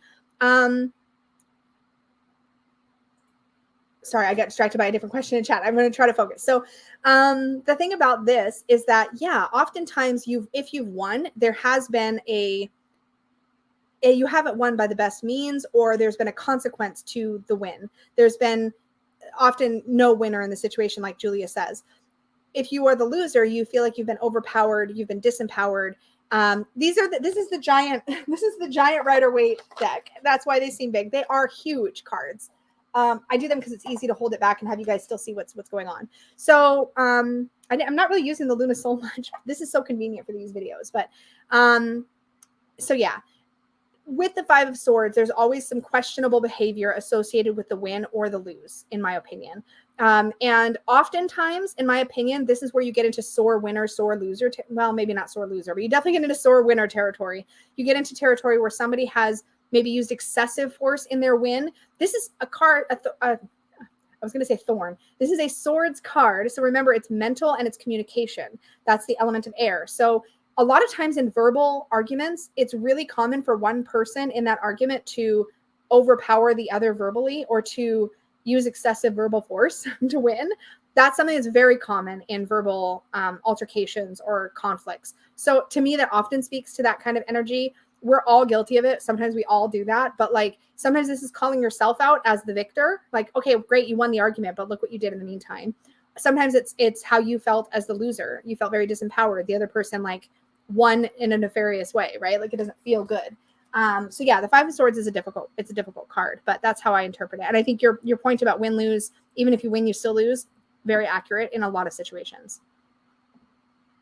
Oh yes, Lori. So this, I think you were just asking a repeat kind of question about this, talking about the number of people in the boat in the Six of Swords. This is a good point. So some decks depict. Let's see what the Luna Soul shows, just for comparison. Oh, the Luna Soul is actually really interesting. So how often, the funny thing about the people in the boat, so I don't often focus on the ferryman very often. There are times in which the ferryman feels like the help you get from family and friends when you're escaping a difficult situation or getting away from a difficult situation. To me, it kind of speaks of the support. And in some decks, there's almost a divine element to the extra figure in the boat or around the boat. There's an idea that like maybe, I'm thinking specifically actually of the Mary L. Tarot, where you have an angel who's got his arm around two figures and is guiding them forward. And that's a really powerful image because sometimes when we're getting away from a difficult situation, it's easy to forget that we're also getting support from somewhere, whether it's divine support, whether it's internal emotional support, or maybe someone's just being there for you, that kind of thing. It can get really, one second. It can get really tricky. So I think the thing to remember is that you can have this support and help and not spot it. But most of the time, what I'm actually focusing on is whether the swords are in the boat or out of the boat, because that ends up being really important to how I read the card. Because the swords that you're bringing with you, to me, represent bringing the baggage of that situation with you. So that's the symbol I tend to put more energy into. Interestingly, in the Luna Soul, there's only one figure on the card. And here we have a figure who is crossing from one side, a rocky, barren shore, to this beautiful flowering shore by walking across the Five Swords to go to where the sixth sword is. It's a really cool image because to me, oh, focus camera, hello. To me, this really speaks to the concept of moving over through your difficult times. Like this is a very precarious way to travel, right? But going through those difficult times to get to the good stuff at the end, to get past or through that situation. So there's an element of perseverance here, which I think is true of all the Six of Swords. But with the singular figure, she's doing it on her own strength, on her own stuff. There's no element here that speaks to that guidance or support, which could be good or bad, depending on how you read, could be helpful or unhelpful. But that's what I look to when I think about the ferryman, is to speak. Maybe sometimes I feel the need in the reading to speak to that idea of support. I hope that answered your question. I think I went a little all over the place. Where's the other cards? There's the six. There they are. Okay. Voice is starting to go, so we're going to power through. But oh, so JE says, sorry, let me go back over to the live chat for a second. JE, I have two chat things open so I can try to keep track of everything. It reminds me of Charon, the ferryman who takes souls to the underworld. Maybe I'm just morbid. Not morbid. It's still a similar kind of idea. You're being guided somewhere. You can read it that way. I think there's ways to unpack that and have it be useful in a reading for sure. R. Isaacs, I need a big deck like that. Hold please while I search Amazon. There's a link to the giant Rider-Waite in the description box if anybody needs the link. Okay. Oh, wait. Oh, this might have been a repeat, but yes, we got to this question, the difference between the Six of Swords and the Eight of Cups. how do you pick the cards? Do you shuffle and wait until the cards fly out? So everybody has a different method. Oh my God, the slidiness of this deck. My favorite way to shuffle is to shuffle. I like to riffle and bridge shuffle and then draw the cards. I 99.9% of the time, super accurate number here, do not read jumpers. However, if I'm in a situation where I feel like it's an intuitive thing, every once in a while, a card will jump out and I'll know I need to read it. And I realize that sounds froofy and not helpful, but that's how it is for me. 99% of the time, it's just bad shuffling for me. Every once in a while, there'll be a jumper when I'm shuffling, something will fly out and I'll be like, that's strange. Example, I did a reading last week. This isn't a jumper, but it's a similar kind of thing. I shuffle my decks in a way that the cards always stay upright. There's no reversals. I was doing a reading and I shuffled the cards the way I normally do, and I drew the cards, and the 7th of 8 cards came out, and it came out reversed. Like I flipped it the way I normally do. I did nothing different, but it was upside down. Everything else was upright. So I flipped the deck over thinking, oh, I probably accidentally shuffled in reversal. So I looked through the deck, nothing else was reversed. And I was like, okay, universe, all right, we'll keep this one upside down and read it that way, because clearly there was a message there, and there was.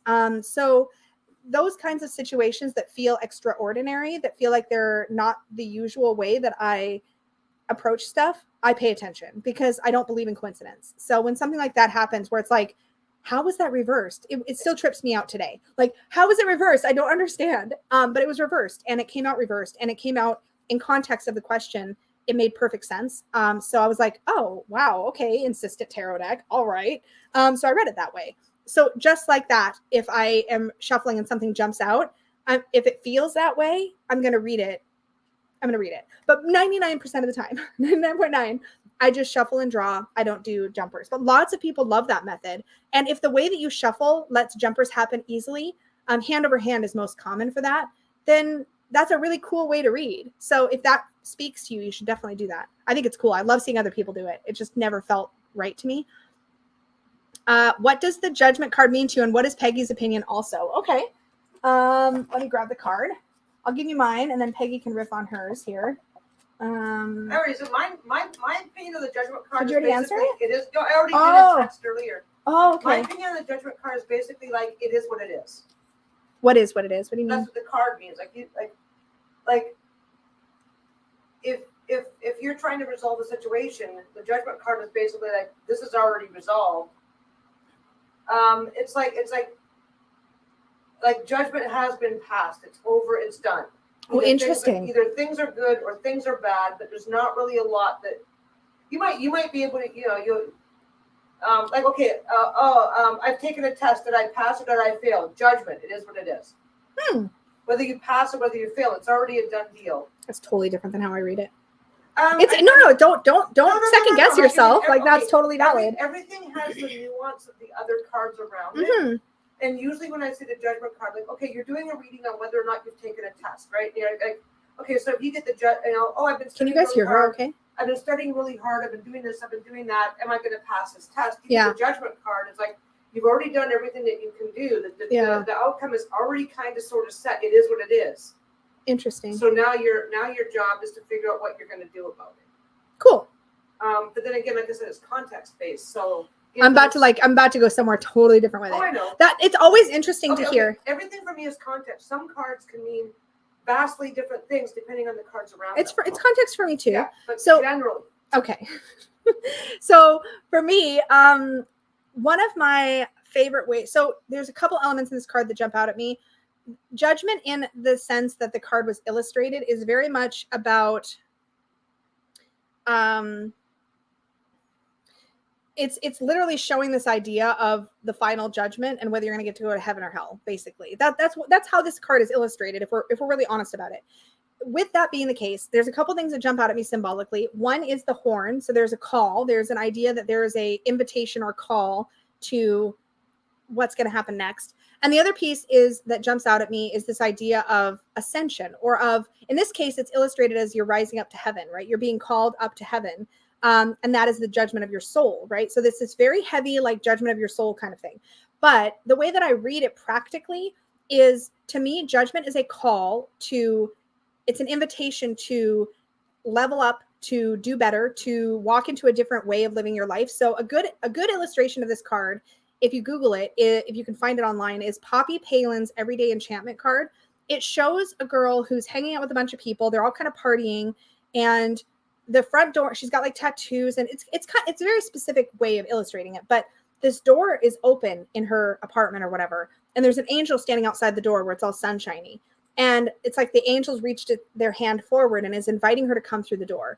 And that's what this card feels like to me. It feels like there's something about the way you've been doing life, and you're now at a point where you're being invited to take the next step to be better, to do better in your life, to shift away from a paradigm of living that was not serving you and that was not for your better good, to a paradigm that you are going to do better. And so in a practical, everyday kind of reading, usually this means there's a call to consciously choose to move into a better way of doing something. So in Peggy's example, if I was studying for a test and I'm like, will I pass this test? And I see the judgment card, it's like, you have an opportunity to do really good on this test, but you're going to have to put the work in. That's how I would interpret it in that specific context. I would read it as under the current conditions, whatever your yes and no interpret it, under the current conditions, this is where you're at, period. Yeah, I think you made that pretty clear. You can still change your conditions. But that's a very different. Biblically speaking, the judgment card, which is showing the angel with the horn of judgment and all that stuff. Biblically speaking, and the card, that is a biblical reference with the angel there. It's you're being judged after the fact. Yeah, you're allowed to interpret it that way. I don't read it that way. I read it very much as there's a call to make a choice. But Peggy's interpretation is totally valid. You can definitely read this as you are in the process of this assessment of you is happening. You can definitely read it that way. Yeah. A lot of people read it that way. I don't. I read it very much as there's an invitation and you have a choice to step through away from the thing that's not good for you to the thing that's good for you. And it's your decision. And you can ignore this horn calling you or you cannot. That's my take on it. That's where I'm going to leave it. But I think we agree more than we disagree, because like the biblical reference is, this is at the end of life. It's over. It's done. Whereas obviously in tarot, tomorrow is happening. The biggest difference is that in your interpretation, judgment is a fixed deal. It is what it is. Whereas for me, it's very much a choice you have to make to engage or not engage. So to me, there's a very element of you get to decide what you're going to do next. Whereas with your interpretation, it's already been decided. And that's the biggest difference. Mine's in progress. Basically, mine is under the current circumstances. This is where it's at. Yeah, that's what it is. Where it's like, so if your situation gives you an opportunity to change your circumstances, then you can. Yeah. See, to me, that's a more fixed interpretation than the way that I see it.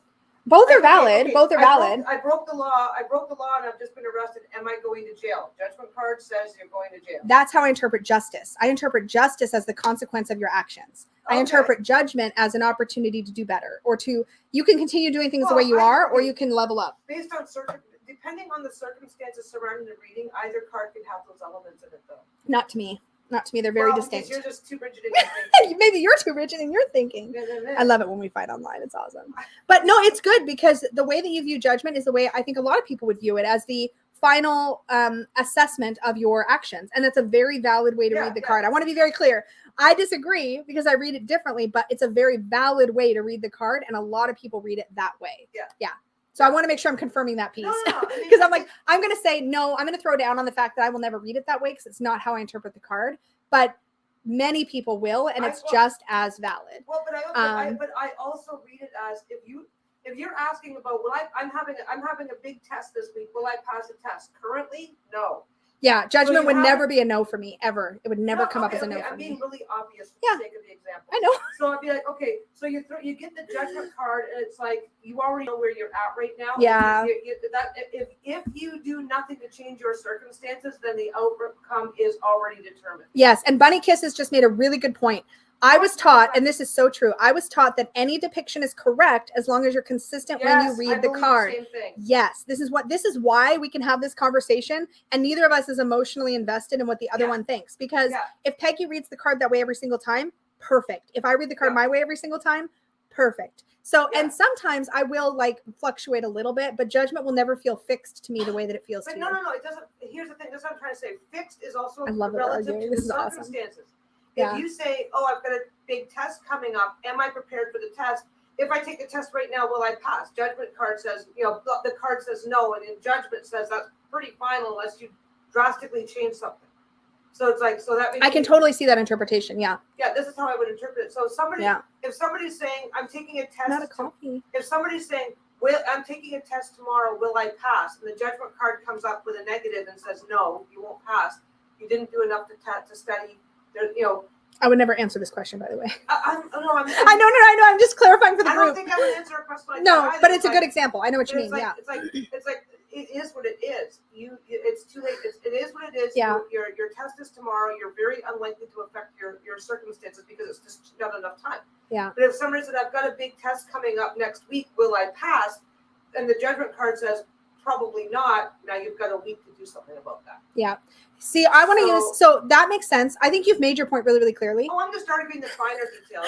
But I will say, okay, let's take it into a different question. If I pull judgment, if somebody says, should I stay or should I go in this relationship? And I pulled the judgment card, my answer is going to look a little bit like this probably. If it's the only card I pull, okay, I'm going to see the judgment card and go, if you stay, your life is going to stay the same. And if you're unsatisfied, which I suspect there's something about the current situation that is unsatisfactory, judgment card is an invitation to level up your life and step away from something that's not serving you. So if you feel like your current relationship is not serving you, this card says you should probably level up and you should probably step away. Yeah, we're not actually fighting. Yeah.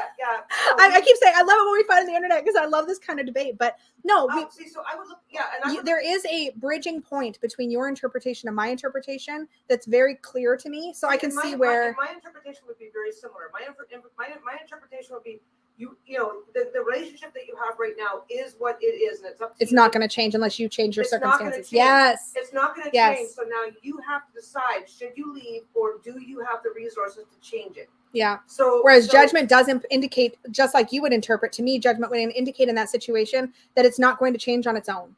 So we would agree in our interpretation, even though we came at it from slightly different angles. So, and this is the thing. So basically, like my interpretation has a base meaning for me. Yeah. That it is what it is. Yeah. But I still have, depending. This is going to be so popular, and everybody's going to want to hear us both interpret cards. Depending, well, no, it's really healthy to do this. Yeah. Depending on the circumstance, because okay, a reading very rarely consists of it's very rarely a single card. Yeah, no, it's in context. Totally. So everything has its context. Like okay, if I get the 3 of Swords, the 10 of Swords, and the Judgment card, it's like you already know what's going on. Hello, get out of there. Yeah. Yeah. But if you get like the 6 of Cups, and you get the 6 of Cups, that's the pot. Remind me, that's a really positive. Yeah, it can be very positive. Yeah. 10 of Cups. Maybe 9. Let's go 9. No. You get the 10 of Cups, the 3 of Swords, and the Judgment card. To me, that's still really clear. Get the fuck out. That's why I said choose the 9 of Cups. Okay, choose the 9 of Cups. 10 of Cups is a little too perfect. Okay, so every single card is mitigated by the cards that you draw. We should do this. Bunny Kisses just said new series, Peggy versus Lisa. We should do that. Actually, that would be really good. I have to remind myself what the cards mean. Yeah. I have to use the book way too often, but I do understand how they. Also, I love geeking out on this kind of stuff. So yeah, we should definitely do that. So if you get a really I have 7 more questions, by the way. Negative judgment. Yeah, bad things are going to happen. Yeah. And you know it. Yeah. Positive, neutral, judgment. It's like, okay, you're not happy with the way things are right now, but there are some positives for you to work with if you decide to work with them. Or you have to decide what, so the thing is, so it is what it is as the core meaning of the card for me. Doesn't make the card so rigid that things can't happen. This is exactly what's so cool about tarot. Yeah. So Painted Owl just says, and I do have to move on, but Painted Owl just said, I do have got 7 more questions. My voice is going. It's kind of fun hearing both sides, which are both right. This is what's so cool is that when you can come at these cards, this Bunny Kiss's point earlier about like being consistent is the most important thing. Once you wrap your head around what the card means to you, you can build and build and build and build on it. Like Peggy just built on, you could see it in live action, right? Because she's like, well, to me, it means it is what it is. And it sounded at first very fixed. But the more she described how she would read it in a reading, the more we realized that she's built on that to expand and expand and expand. And I've done the same thing in my way. And because both of us expand our meanings, it's like a Venn diagram, Vesica Pisces, where our 2 circles kind of overlapped. And where it overlaps, it matches. And then where it doesn't overlap, there's room to go in different directions. And yet, but this is what's so cool about tarot. And at the end of the day, we would probably have surprisingly similar advice to give by looking at the judgment card with the same 1 or 2 cards with it. Okay, so here's what I'm going to ask you guys to do.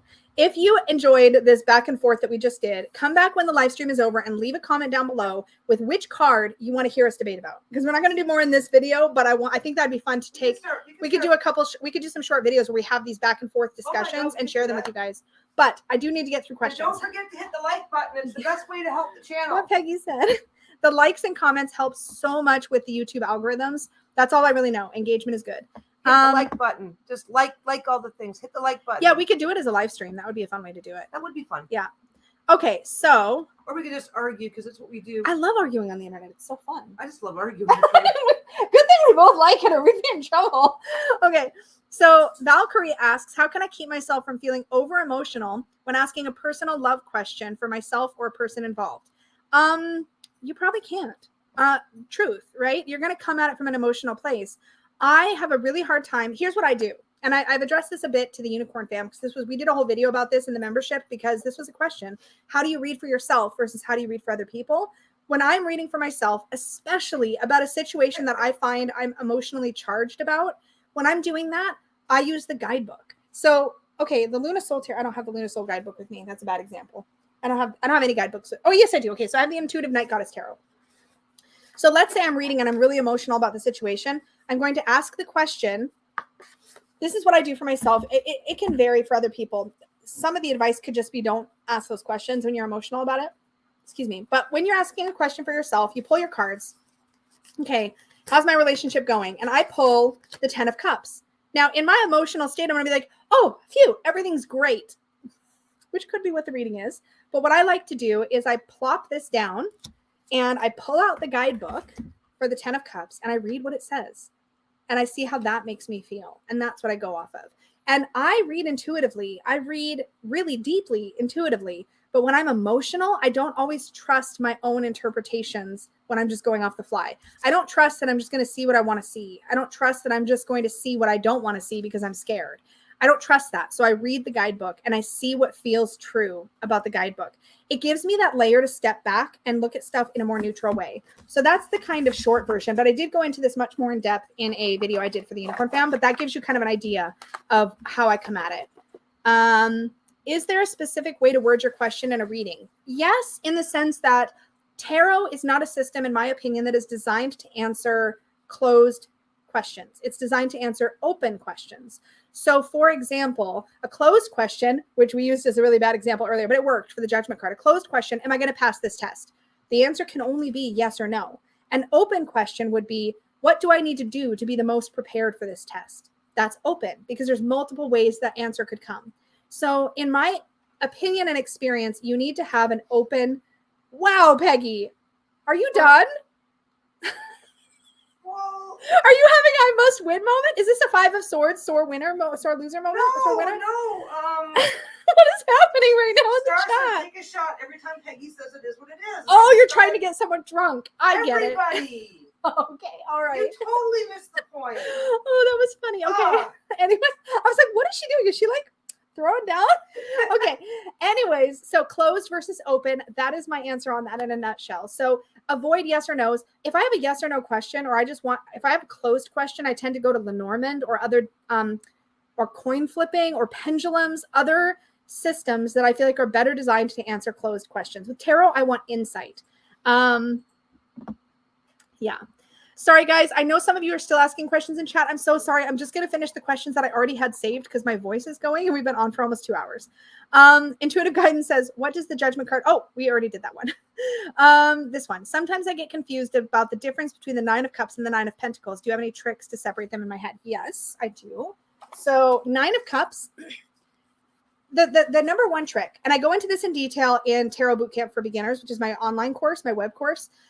The best way to start distinguishing these cards, no matter what suit, no matter what comparison, the first trick is get comfortable with your elemental associations, because the moment you separate them elementally, you already get distinction. So for example, the 9 of Cups, let me just grab these. 9 of Cups, there it is, 9 of Cups, and the 9 of Pentacles.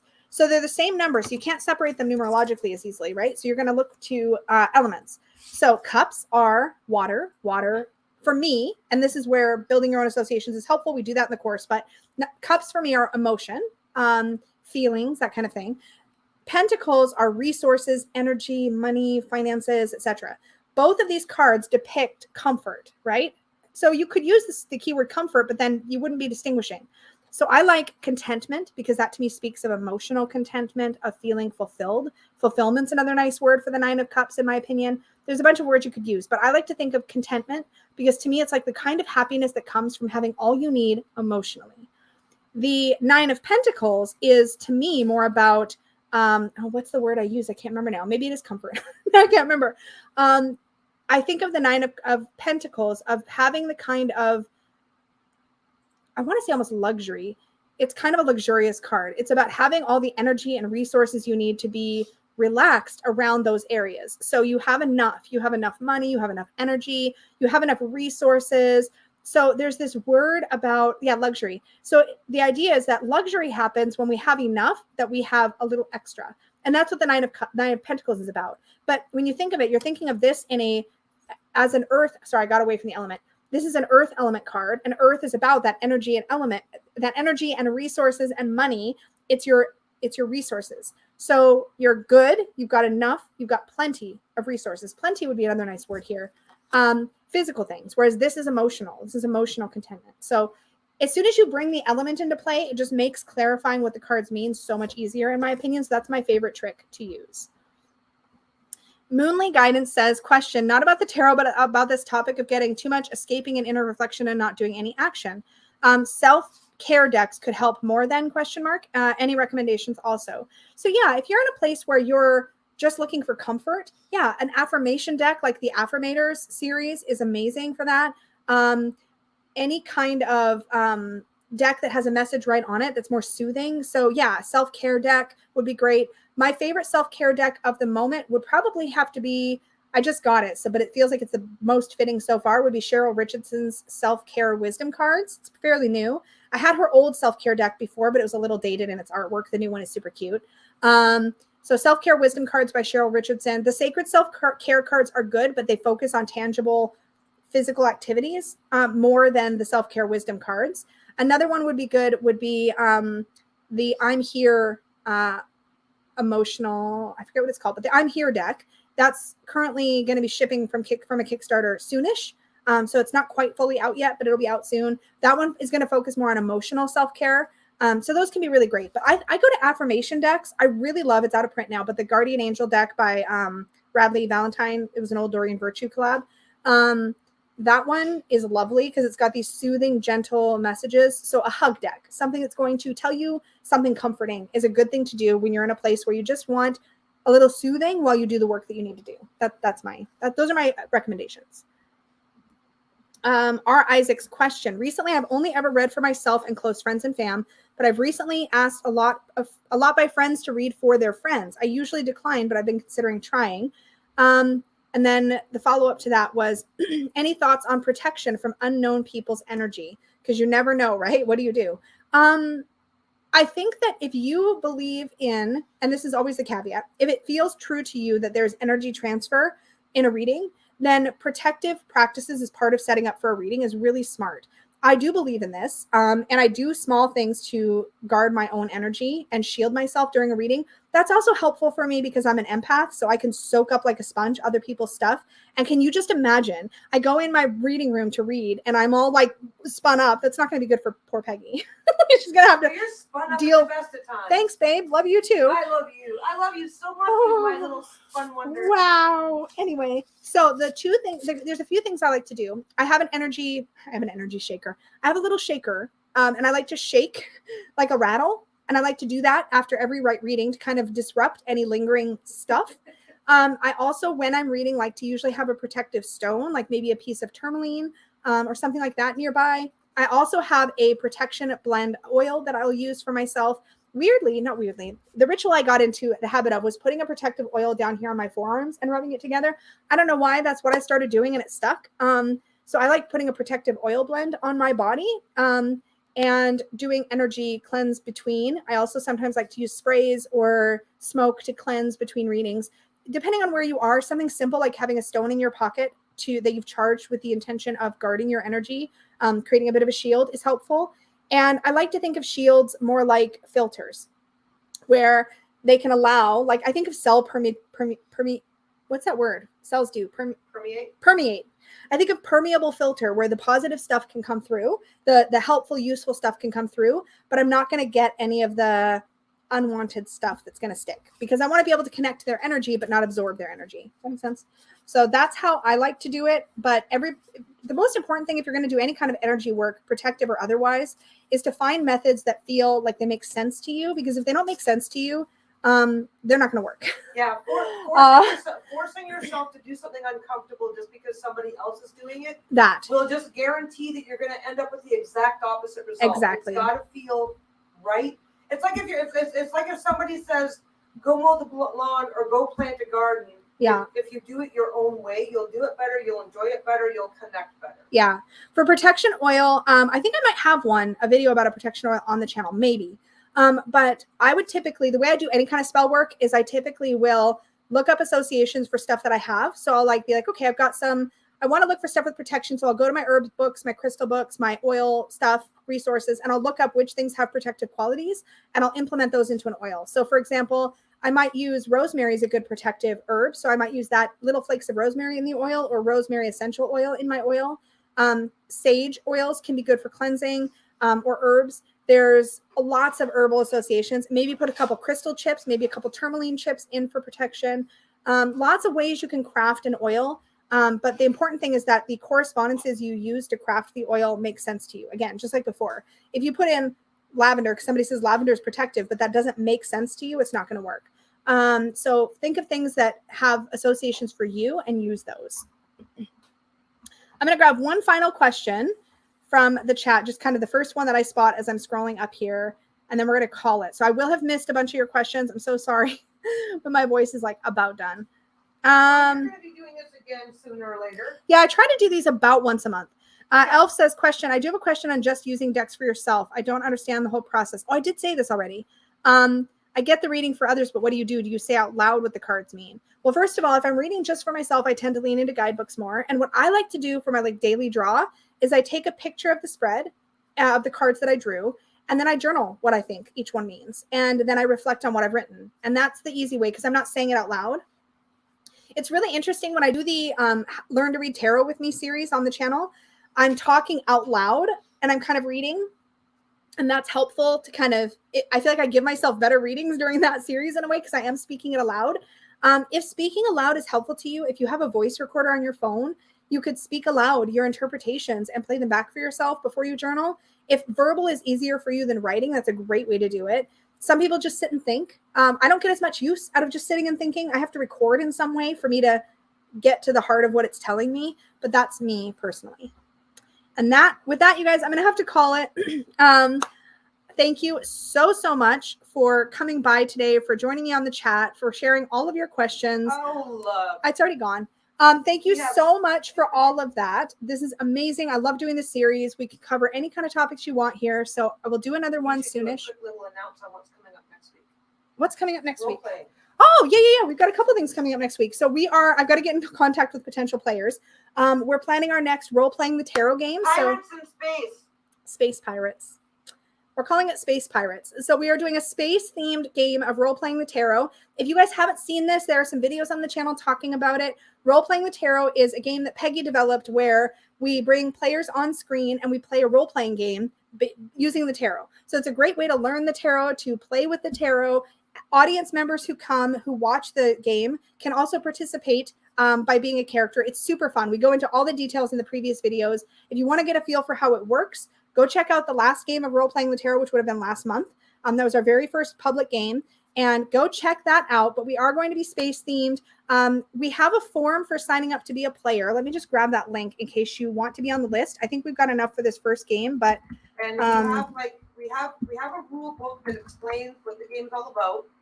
Yes. It's about 14 pages. It sounds like a lot, but it's very simple to read. You can get the link as well as sign up to be a player at the link I'm about to share with you. This is the form, and it has a link to the rules. Sign up to be an on-camera player. Yes, to sign up to be an on-camera player. Participation that you just show up and you don't have to sign up for anything.